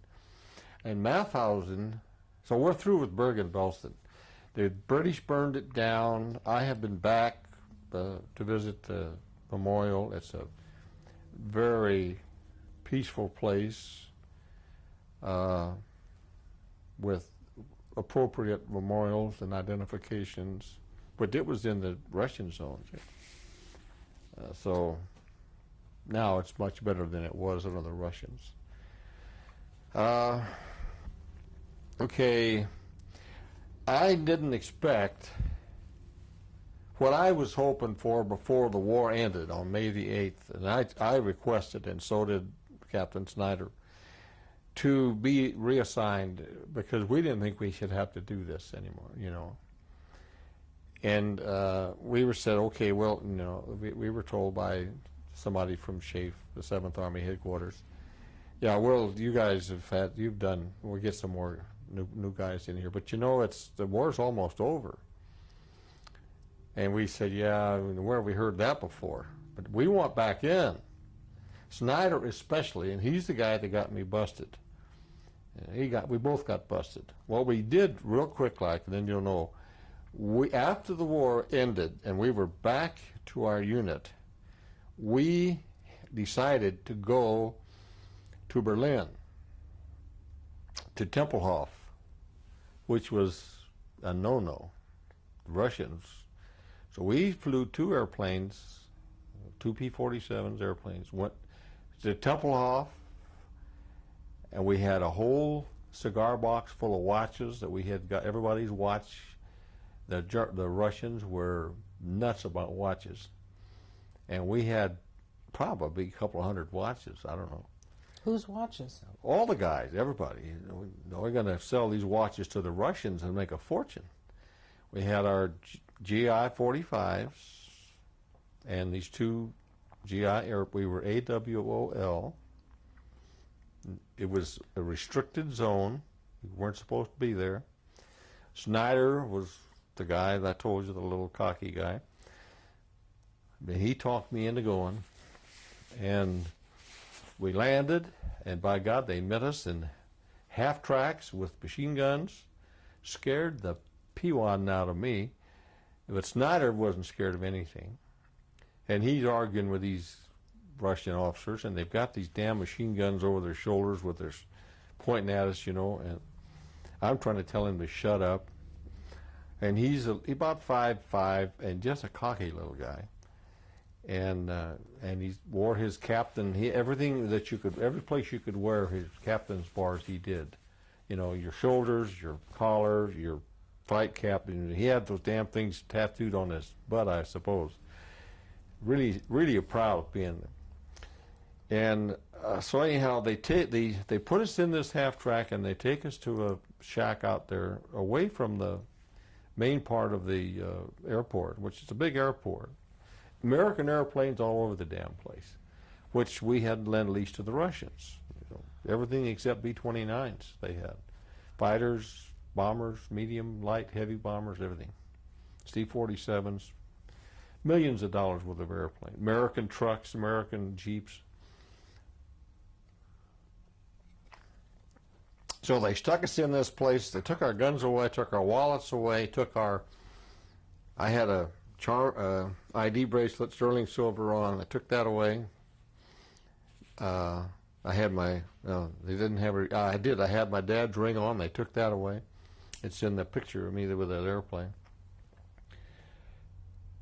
And Snyder had flag glasses. They took his flag glasses away, and I think I didn't have any. Mine was on my helmet, my flight helmet. And they put us in this damn place, which was like a big box, really. It was a room a crate kind of, with a little window, homemade window, and they left us in there for about an hour. Then here comes some Russian guys and officers, and they were wanting to know what the hell we were doing. And he got belligerent, and I was trying to, and they spoke English, and these were from the intelligence. I said, we just came up here to sell these watches. And Snyder was getting mad and acting mad because they were holding us. And he thought, we were allies, and you guys, we helped you win the war, and blah, blah, blah, blah, blah. And this Russian guy, who outranked him probably by 10 or 15 ranks, just kind of looked down at him and said, well, we want a full tank of fuel. We're leaving. We want to refuel our airplanes, and we're leaving. And we're taking all our stuff with us. The guy says, in kind of broken English, but he was sharp, a lot smarter than we were. Said, no, you're leaving with your airplanes. Everything else stays. The watches stay, your weapons stay. You get no fuel. And I immediately told the guy, so we can't make it back without refueling. He said, well, you make it as far as you can. And so they let us go, but they kept everything else. That's what we had. And we had to land on the Autobahn. Now, we were 200 or 300 miles short of our destination. We just decided, we're going to have to land or crash. And so we landed on the Autobahn, and we buzzed it 2 or 3 times and landed on the Autobahn, and we got 80 octane gasoline from these truck drivers in their GI cans, which is not very good for that airplane. It's worse than putting high octane gasoline in a low octane engine. So what happened in the end? Because we need to get back to Well, Mauthausen. it doesn't burn fast enough. It doesn't give you the power that you need. Can we get back to Mauthausen shortly after we Right. finish Well, this? the bottom line is we got back, we got court-martialed, we got busted, and we got fined 6 months' pay, both of us. Because we had caused an international incident. That's what we had done. Anyhow, we made it back, but we were busted 2 enlisted men. They took our commissions away. And we could have gone to prison. But thank God we didn't.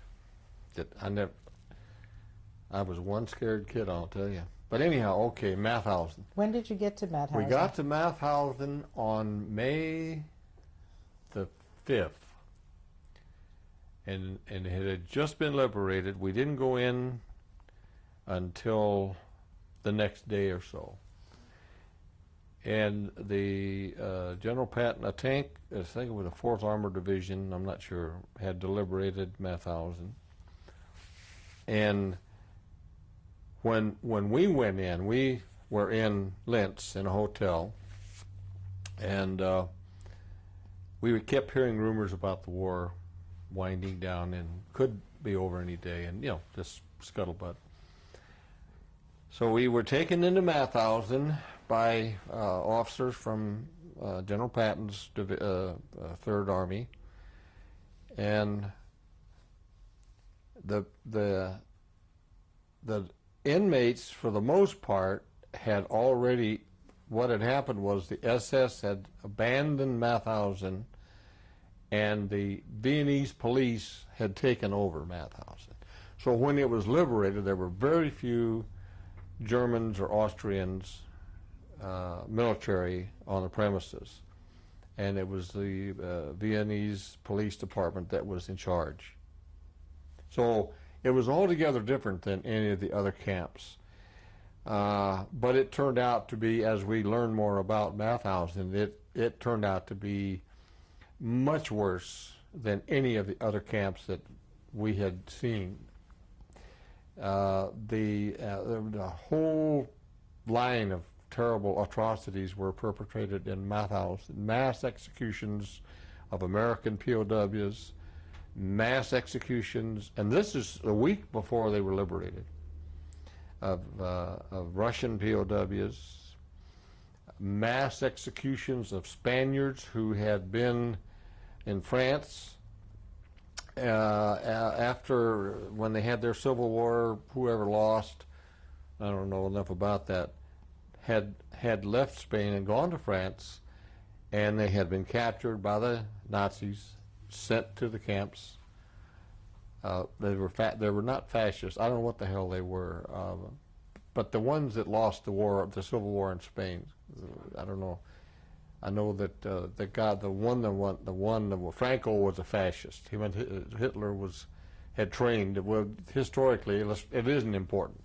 So how were they But executed? there were thousands of them. They were shot and they were gassed. And they had a working gas chamber at Mauthausen, which Mr. Wiesenthal and I got into a hell of an argument about, because he was in Mauthausen. He was an inmate in Mauthausen.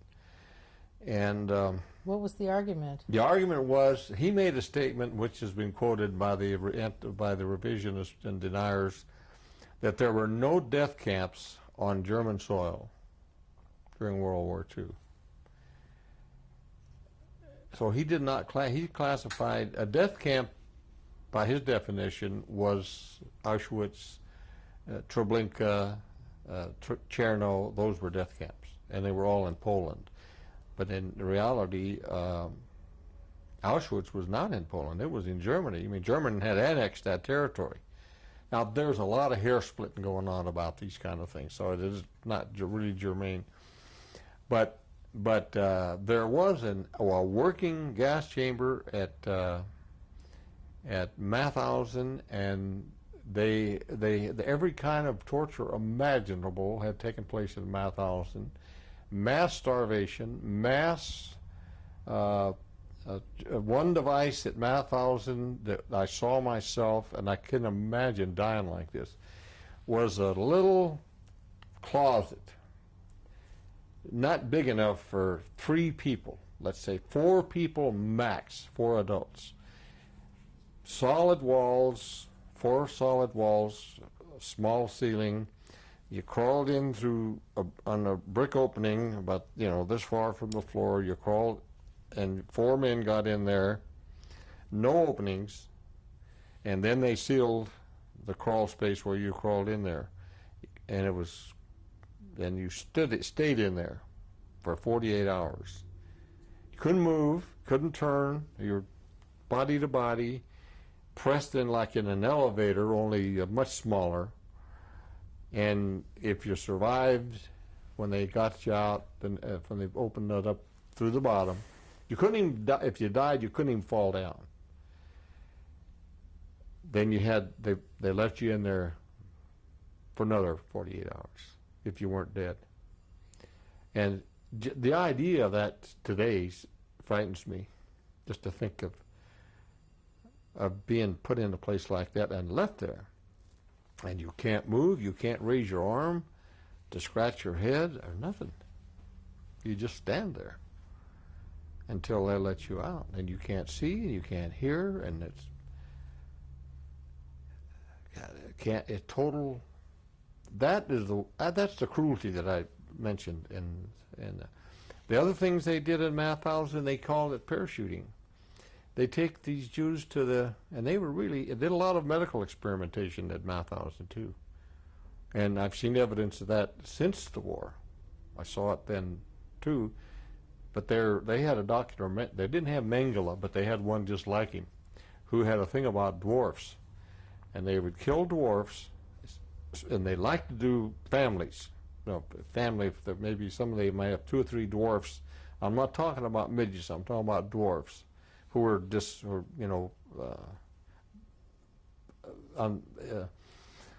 not properly formed. They have real short arms, whatever. They would kill them, boil them, until all the flesh was gone, and then these doctors would try to figure out what it was that made them be dwarfs. And they had skeletons of these dwarfs there at Mauthausen. Unreal. I mean, it's just unreal. The parachuting was where they take them. Mauthausen was in a big quarry, and it was designed this way. There were 176 steps, I believe, from the top of the quarry to the bottom, and they were uneven, so that you couldn't just walk down steps. One step might be 18 inches, the next one might be 6. And they made these inmates walk down in the quarry, bring back rocks that weighed, marble rock that weighed as much as they could carry, 60, 70 pounds, back up these steps until they dropped. And when they dropped, they either killed them or shoved them off into the pit. And that was just every day for the entire time, the entire life of Mauthausen. And it was recognized even among inmates that had been to other camps that's the last place they wanted to go, was Mauthausen. If they knew anything about the camp system, which a lot of them did. They'd hear it from other people. Like Mr. Wiesenthal wasn't liberated from Mauthausen, but he was in Mauthausen and went through some of this stuff.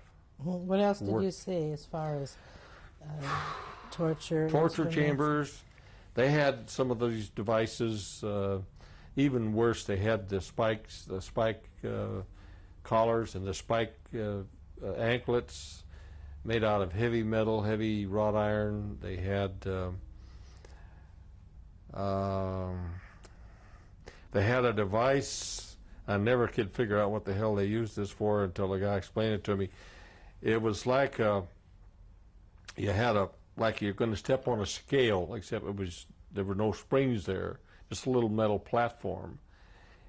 And above this, they had a device that they could crank a steel plate down to your head, and like you would measure a person's height, except this was a flat piece of, and it was a spring. There was a spring in there with a big piece of metal, like a spike, that was cocked like a spring, and they'd lower that down onto this inmate's head and fire it like a mouse trap, and that spike would go in their brain. It didn't kill them right away either, unless they hit the right spot. I mean, these are things that, these are things that I could never understand of why and how humans could come up with stuff like this. What was the condition of the people? Very bad, very bad. There were cannibalism in Mauthausen, documented cases of cannibalism, more suicides than in any of the camps. What did you see yourself? What did Well, you I witness? didn't see any evidence of cannibalism because when I got there, most the second day, the day and a half after its liberation. But we were told there were Americans in there, and there were British men, soldiers in there. What did you see? I saw all the experimental places. I saw I went down the steps with guys, Americans and others, and I was in good physical condition, and I could barely do it. Go down, and come back up without carrying anything.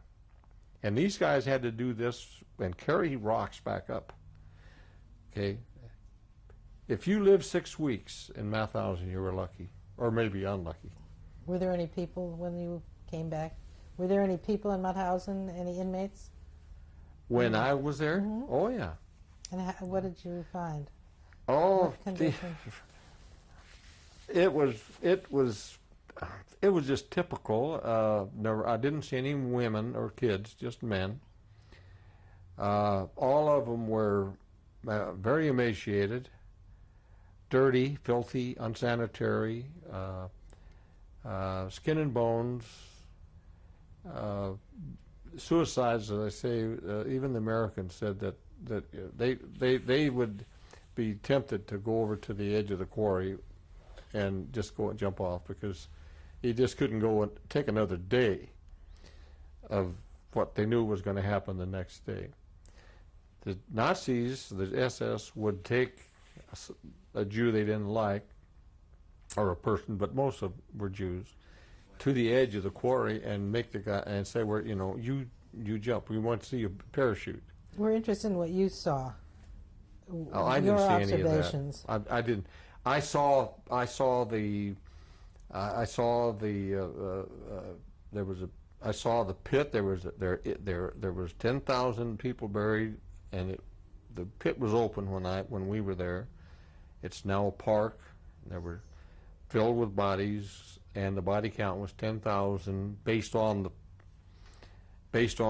the plaques that are there now. Oh, when we were there was just a bunch of dead bodies in the pit, and they weren't covering them up. They were just putting them in there. Was there any medical attention given while you were there? Oh, yeah. That you That saw? was priority. Priority was medical attention in every case. Here again, General Patton had the sickest inmates were moved into Linz immediately. I mean, they had a constant 40 miles from Linz. They had a constant stream of ambulances from every military unit that was available went to Mauthausen and hauled sick inmates to Linz and to other towns around their hospitals. Well, did you see any medical attention given to the inmates? Oh, yeah, on the spot, yeah. Blood transfusion, plasma, dressings of wounds, setting of broken limbs. How did they set up the the theater, the medical theater? What did that look like? Well, they didn't set it up at Mauthausen except for emergency cases, and it was in a building. I mean, it was a case where let's get them to Linz where they can get medical care. They emptied the hospital, the Austrian hospital in Linz, and they just made them go someplace else, moved them into homes or whatever, unless they were dying. How long were you in Mauthausen? I was there until the 10th of May. So how many days? About, let's see, 5 days, and the war ended while we were in Mauthausen. Actually, we were in Linz when I got the word. that the war was over. And what date was that? May the 8th, 1945. And we had our radios, we tuned in. We were told about what was going on in New York City and London and Paris and all these big cities, the parties, and we had some booze, and we sat around in our nice hotel room in Linz, and we were so damn depressed that we tried to party, but we couldn't party. It didn't mean a damn thing. If anything, expression-wise, it was, God damn it, I don't want it to be over yet. You know, we're not through with this. We need to finish this. And these are from guys that didn't want it. They didn't want it to stop like that. They wanted to stop. They wanted it to stop when they were fighting. After what they'd seen, they wanted revenge. They wanted to avenge. If there's a motive, if I don't know whether I'm saying this right, it was we have to find a way to avenge these people. Why do you think the camps weren't bombed? In my opinion, and this is only my opinion, and I never had an opportunity. I could have bombed Mauthausen. I could have bombed Dachau, and I could have, or strafed them both. But we were. We were not told not to, but we were told to. That was not a priority. It wouldn't do any good. Well, first of all, we didn't know about them. I didn't know that Mauthausen was where Mauthausen was until I went to Mauthausen. I didn't know where Dachau was until I went to Dachau. We knew there were camps, but we weren't looking for that kind of stuff. The guys that discovered the camps weren't looking for the camps. The two camps were liberated on purpose by a general officer saying that is our destination, and it was Dachau and Mauthausen. We're going to stop the tape. Tape number 9. I'd like to ask you a little bit about DP camps and any experience you might have had. Okay. This is a very brief, strange story. The war was over with.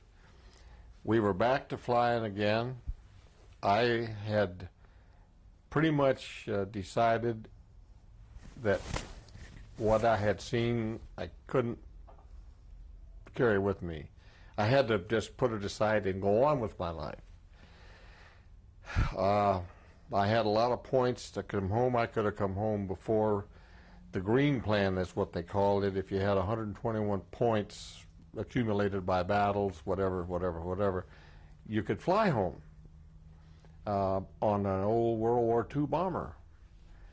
And I went down with my B-4 bag and my that's 2 duffel bags to Frankfurt, and saw these B-24s and B-17s sitting out there with oil all over them, and I said, I ain't going to do that.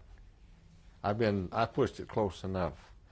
67 mission. So I said, I'm going to wait. I could have gone home in July or August as opposed to December if I'd have wanted to fly home. I had enough points. But I wasn't going to get on one of those old beat-up airplanes. And they would have flown across the Atlantic Ocean, like I told you. Yeah. And they lost, not a lot, but they lost half a dozen or a dozen. Full of guys. I wasn't going to take a chance. So I waited and caught a boat. Okay, in the meantime, we were assigned, we moved to Bad Nauheim, which was where President Roosevelt used to go when he was a boy and he had polio, to take the mineral baths. Beautiful town, beautiful town. And we were just outside of town in an airstrip, and we were targets for the new radar anti-aircraft guns. So all we did was just fly course. back and forth and changing altitudes from their command, some commander, pick up 1,000 feet, to see, training these guys how to use these radar guns. They would follow us. Once they got them locked onto us, no matter what we did, the gun would follow us and lead us in the whole thing. State of the art after the war. And then they had a demonstration of firepower. Our strip was located up on the high ground, and we took off, and we went right over the DP camp at about 500 feet. The DP camp was part of an old castle, I think, and because there was a huge building of some kind involved, and a multi-story building. And also, it was all walled in and fenced in with barbed wire, just like the concentration camps. Couldn't get in, you couldn't get out. We took off over, and it was slit trenches. I'm talking about hundreds of slit trenches. You know what a slit trench is? It's the trench where people used to go to the bathroom. And there was just canvas about this high, little stakes with canvas awnings between the slit trenches. So, we try to picture this. You and I have to go at the same time, and you're right there and I'm right here, and that's it. And you can see me and I can see you. Blew me away. And we were flying right over these, and they were going like this at us, and, we weren't doing it on purpose. That was our pattern. They didn't like us a damn bit. They were bringing in trucks and they were sorting out the DPs. I don't know, there must have been 25 or 30,000 or more.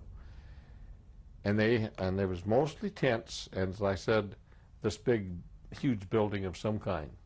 When I went on this tour, this guy who was working with the military government, and he was a linguist, his job and a bunch of other guys was to find out who you were, where you were born, and what you wanted to do.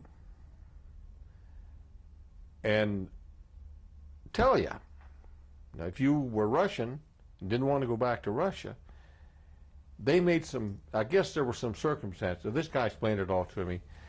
The Jews did not want to go back to Poland, period.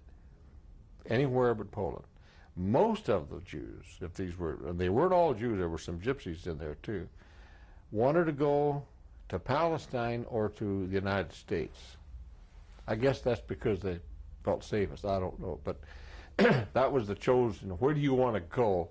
Instead of saying back to Poland or back to Germany or whatever, they wanted to go to Palestine or to the United States. So what did you observe when you went there? When I went in, I told you about the only reason I went in was because this guy said, you got to see this, to see what I have to go through every day. And we had armed guards. I'm talking about soldiers. These were not combat guys, because these were new guys from the States who'd never seen any combat, but they were trained. And they were armed with rifles and machine guns and bayonets, and there were a bunch of them. There was he and I, and probably 20 soldiers that took us in the camps. And the people didn't do anything except glare at you. Nobody spit at us. He said, don't be surprised if someone spits at you. And later we talked, I said, why are they like that? He says, well, Jesus, how'd you like to be in that place? Some of those people have been in there since the damn war ended. They don't have enough food. They're getting fed, but the inmates were running the institution, and so whoever was the most powerful were the ones that made the decisions. And all these other people could do was try to sort out who goes where and put them on a truck or a train that's going there. And a lot of people would lie like hell.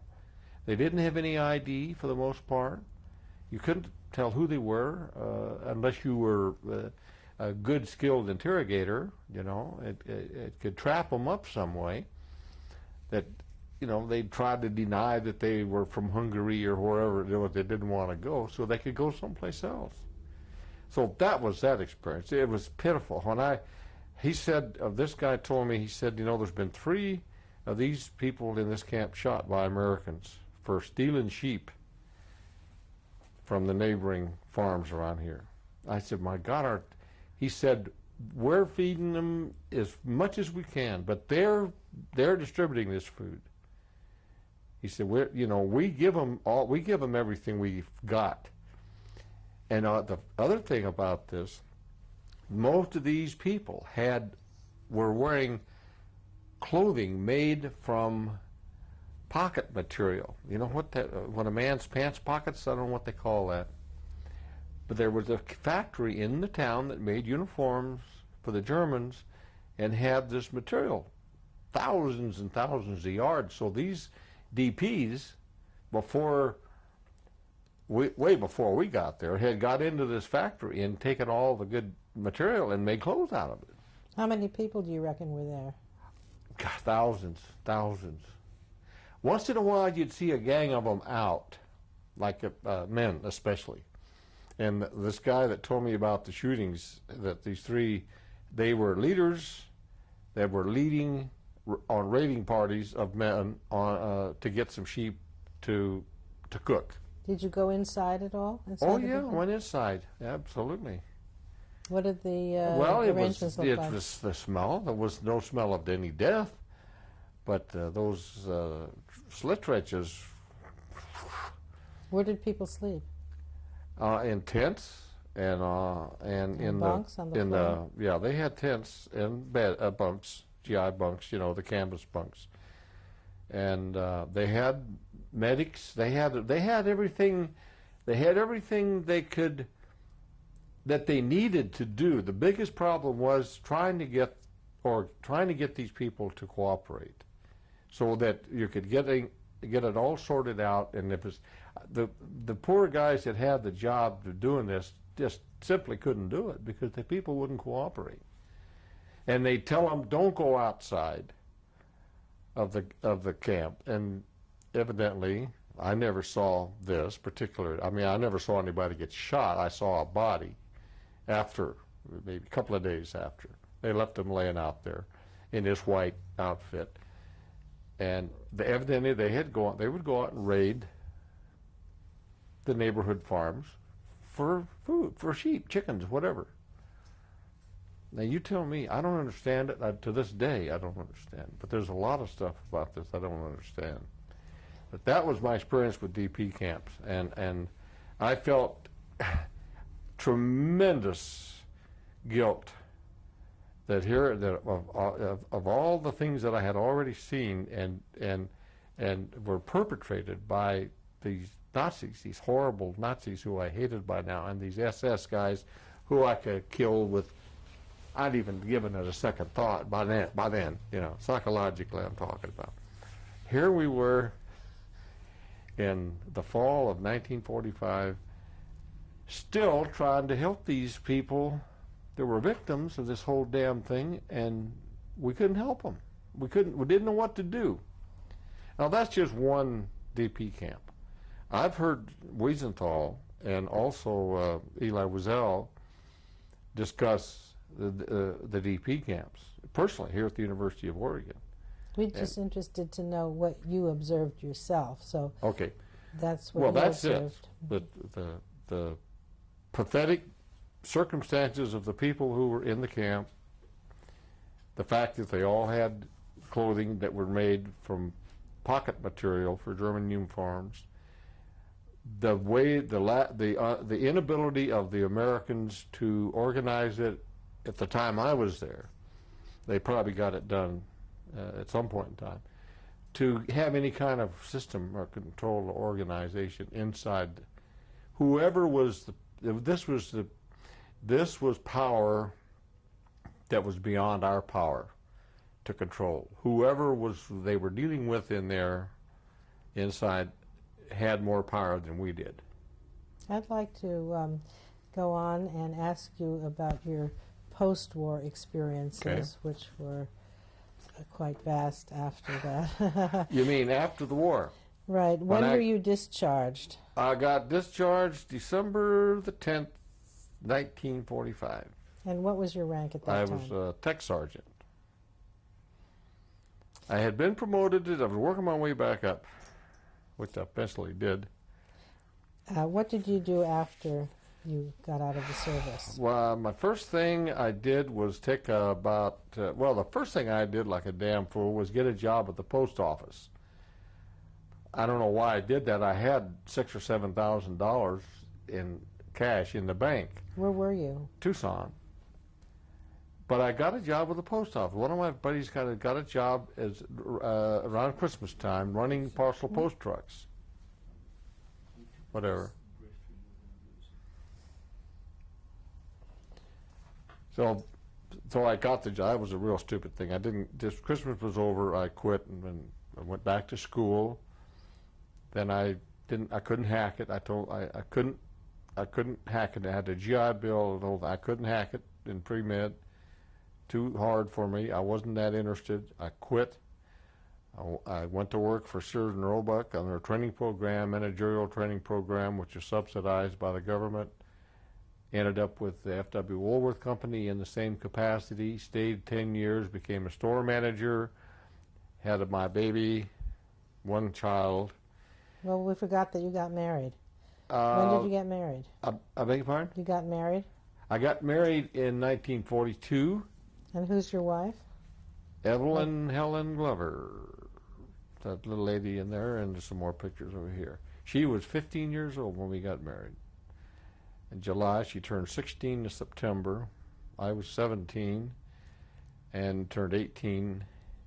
No, I had just turned 18. June the 30th, we got married July the 21st. And how many years has it been? It'll be 55 years this July. And we didn't tell anybody. I wasn't supposed to be married in the cadets. Now, do you have any children? Oh no, we didn't have any children. My daughter was born in March of '45, so she was born while I was in France, March of '45. Do you have any grandchildren? I have 3 grandchildren: a boy 32 who just became a father, which makes me a great grandfather. The baby's name is Mason Charles Rivers. He's named after me. And if I call him Charlie, I'm going to be severely punished by my grandson. Did you, after the war, share your experiences with your family members? Or No, with anyone else? I tried to talk to my brother who had been in the Navy in the South Pacific. He thought it was bullshit, is what he told me. We were both about half in the bag. Had 6 or 7 beers or something like that, and he was telling me war experiences. I was telling him war experiences. I mentioned that I had been in these Nazi concentration camps, which he had never heard of, and when I was telling him about some of the cruelties I'd seen and the number of dead people and so on and so forth, he just said, that's just bullshit. And we almost got into a fist fight, but we stopped talking about it, and I never mentioned that to anybody until I met Bill Sarnoff, who is a local Jewish gentleman, first class, good pal of mine, good drinking buddy, his PhD, the whole enchilada. And Bill got me involved with the Anne Frank Society. Bill was an interpreter at Buchenwald. He was in the U.S. Navy in Salerno. When they liberated the camps, they needed interpreters. Bill speaks 4 or 5 languages, including Yiddish. They shipped him to Buchenwald, and he was there 6 weeks. And he had a job that I don't think I could have done, which was interviewing each and every one of, not only Bill, but others like him, interviewing each and every one of these inmates who could. So when did you get involved? What year? I beg your pardon? What year did you become involved with 1992. talking about your story? Okay. Bill Sarnoff wrote an article in the paper. I didn't know him or even know of him. And it was about Buchenwald. And I called him and said, you know, my name's Chuck Ferree, and I was in Buchenwald. And so we met for lunch, and I mean, here's a guy that I could relate to, you know, and knew what I was talking about.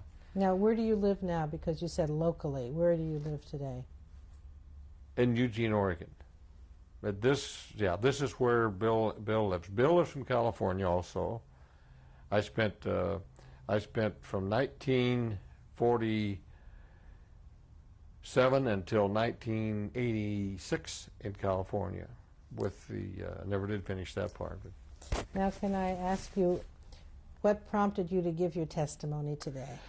what prompted me to give my testimony was, number one, I've realized that it's just a matter of time until there won't be any live people who can give live testimony.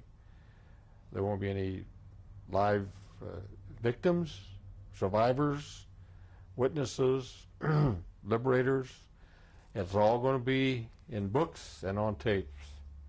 We're all going to be gone, and we need as much powerful documentation as we can to overcome the attempts on the part of the revisionists to tell us that the Holocaust never happened at all, or that they didn't kill 6 million Jews and 10 or 15 million other people, that they never gassed any people on German soil, that they never shot little babies in the head and their mother's arms and blew their brains all over the mothers.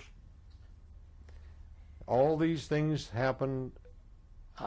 I never witnessed any of this as a combat soldier, but I know that it happened because I've been talking to people since 1992 who saw this happen or who lost families this way in Germany and Poland and Czechoslovakia and Russia, Austria, Hungary, you name it.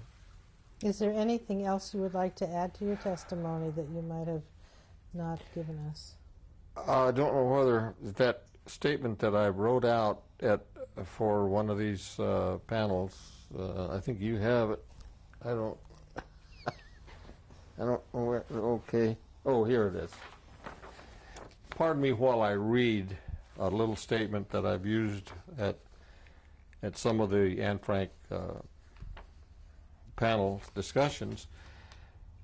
Simon Wiesenthal, a victim of the Holocaust, who I've had the pleasure of meeting on 2 separate occasions, and who's devoted his life since the end of World War II trying to bring Nazi war criminals to justice, is quoted as saying, "An airplane crash which takes the lives of 150 people is called a catastrophe, while the murder of over 6 million Jews by the Nazis is simply a statistics. The crimes committed and the crimes planned by the Nazis are so unspeakably monstrous that the human mind fails to comprehend their full dimensions. What happened is now known by most of the world. The question of why it happened remains unanswered.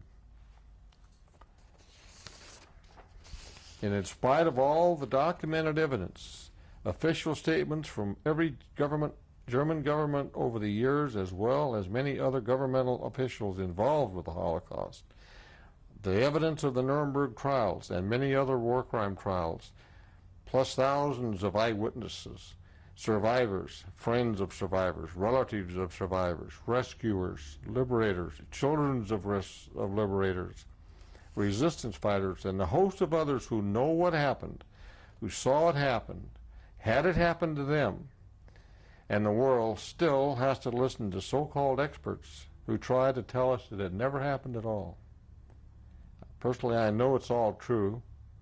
I'll never forget my tiny part in World War II, and I pray no one ever says to me that it didn't happen."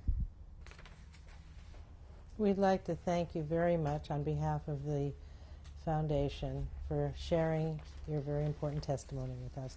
Thank you very much, Mr. It's been a pleasure Ferre. for me, and I feel like a tremendous load has been taken off of my shoulders by you folks and by this program, and I'm privileged to be a part of it. Honored.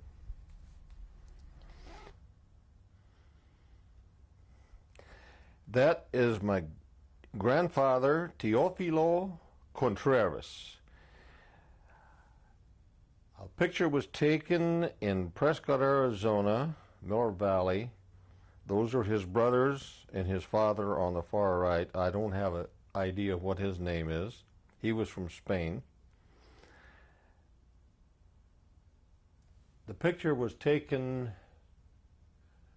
about 1915, around in there, I'm guessing. I'm guessing. My mother was born in 1902. This could have been taken around that time, around the turn of the century.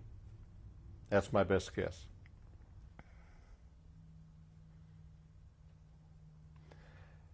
The woman on the right, the elderly lady, is my mother's grandmother. I don't know hardly anything about that part of the family. Part of them were Mexican, and you can see Indian features. They were Arapaho Indians, mixed with Spanish and Mexicans. They migrated from Mexico before the turn of the century and crossed the Colorado River on rafts and founded a ranch in Miller Valley, Arizona, near Prescott. Amazing. My paternal grandfather, John McWhorter Faree. This picture had to be taken 20 years, maybe 30 years before the turn of the century, which would have been 1860, 1870, around in there. My dad was born in 1900, so this is my grandfather. His father, I would guess his age to be in the late 60s, early 70s. First time I've ever noticed the similarity between my dad and his dad.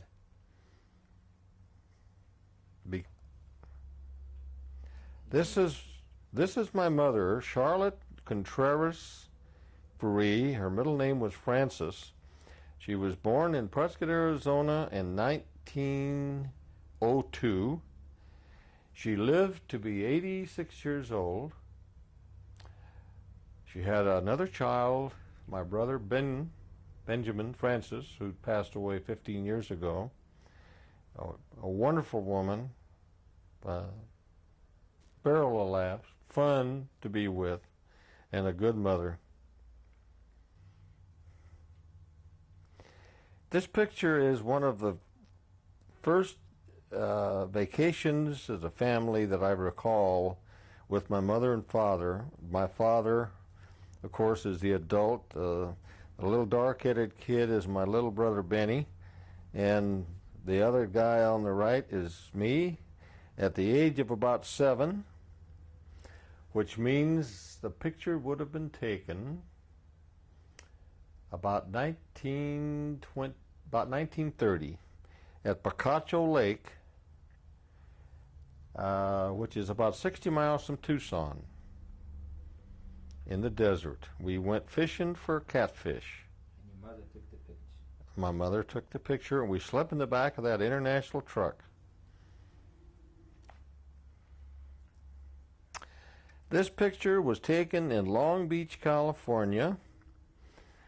The big, tall, husky, good-looking guy on the left is my brother Benny, who unfortunately has left us.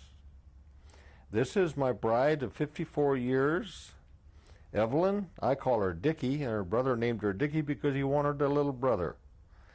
D-I-C-K-I-E. This is me. The age, this was taken in Long Beach, California, about 1949 or 50. This is my father and my mother.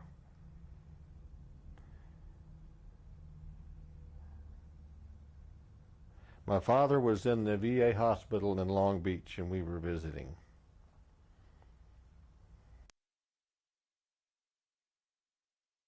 August of 1945 in Frankfurt, Germany. I was 21 years old, had just turned 21 years old. Stinson L5. This is a photograph of a Stinson L5 liaison airplane, the kind of plane that we flew in and out of the concentration camps in 1945. It's a two-seater plane, 265 horsepower engine. The passenger were officers from SHAEF, General Eisenhower's headquarters, who were going into the various camps to assess the situation and advise the general what should be done by the American forces. This picture is of my daughter Sandy and her husband Jack. Last name is Wigmore. We are in San Francisco about to board the boat that would take us to Alcatraz Island. My daughter is current. What year? When? I think the picture was taken in 1991.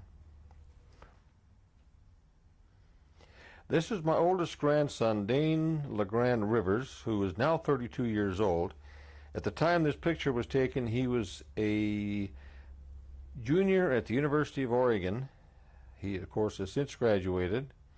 He is a new father, December the 29th, 1996, which makes me a great-grandfather on that same day. This is my granddaughter, Lisa Marie Rivers. The picture was taken in 1986 or 87. Where? In Eugene, Oregon. His grandson, Joshua Rivers, who is, the picture was taken in 1986 In Eugene. in Eugene, Oregon. The bride and groom, Dane and Sarah Rivers, taken in Bend, Oregon, the day of their wedding, May the 19th, 1992. Latest addition to our family. This is Mason Charles Rivers on about 1/2 hour after his birth, December the 29th, 1996. He is now approaching his 2nd month on Earth, and he looks quite different now than he does in this picture, but he's a beautiful baby, and we love him dearly.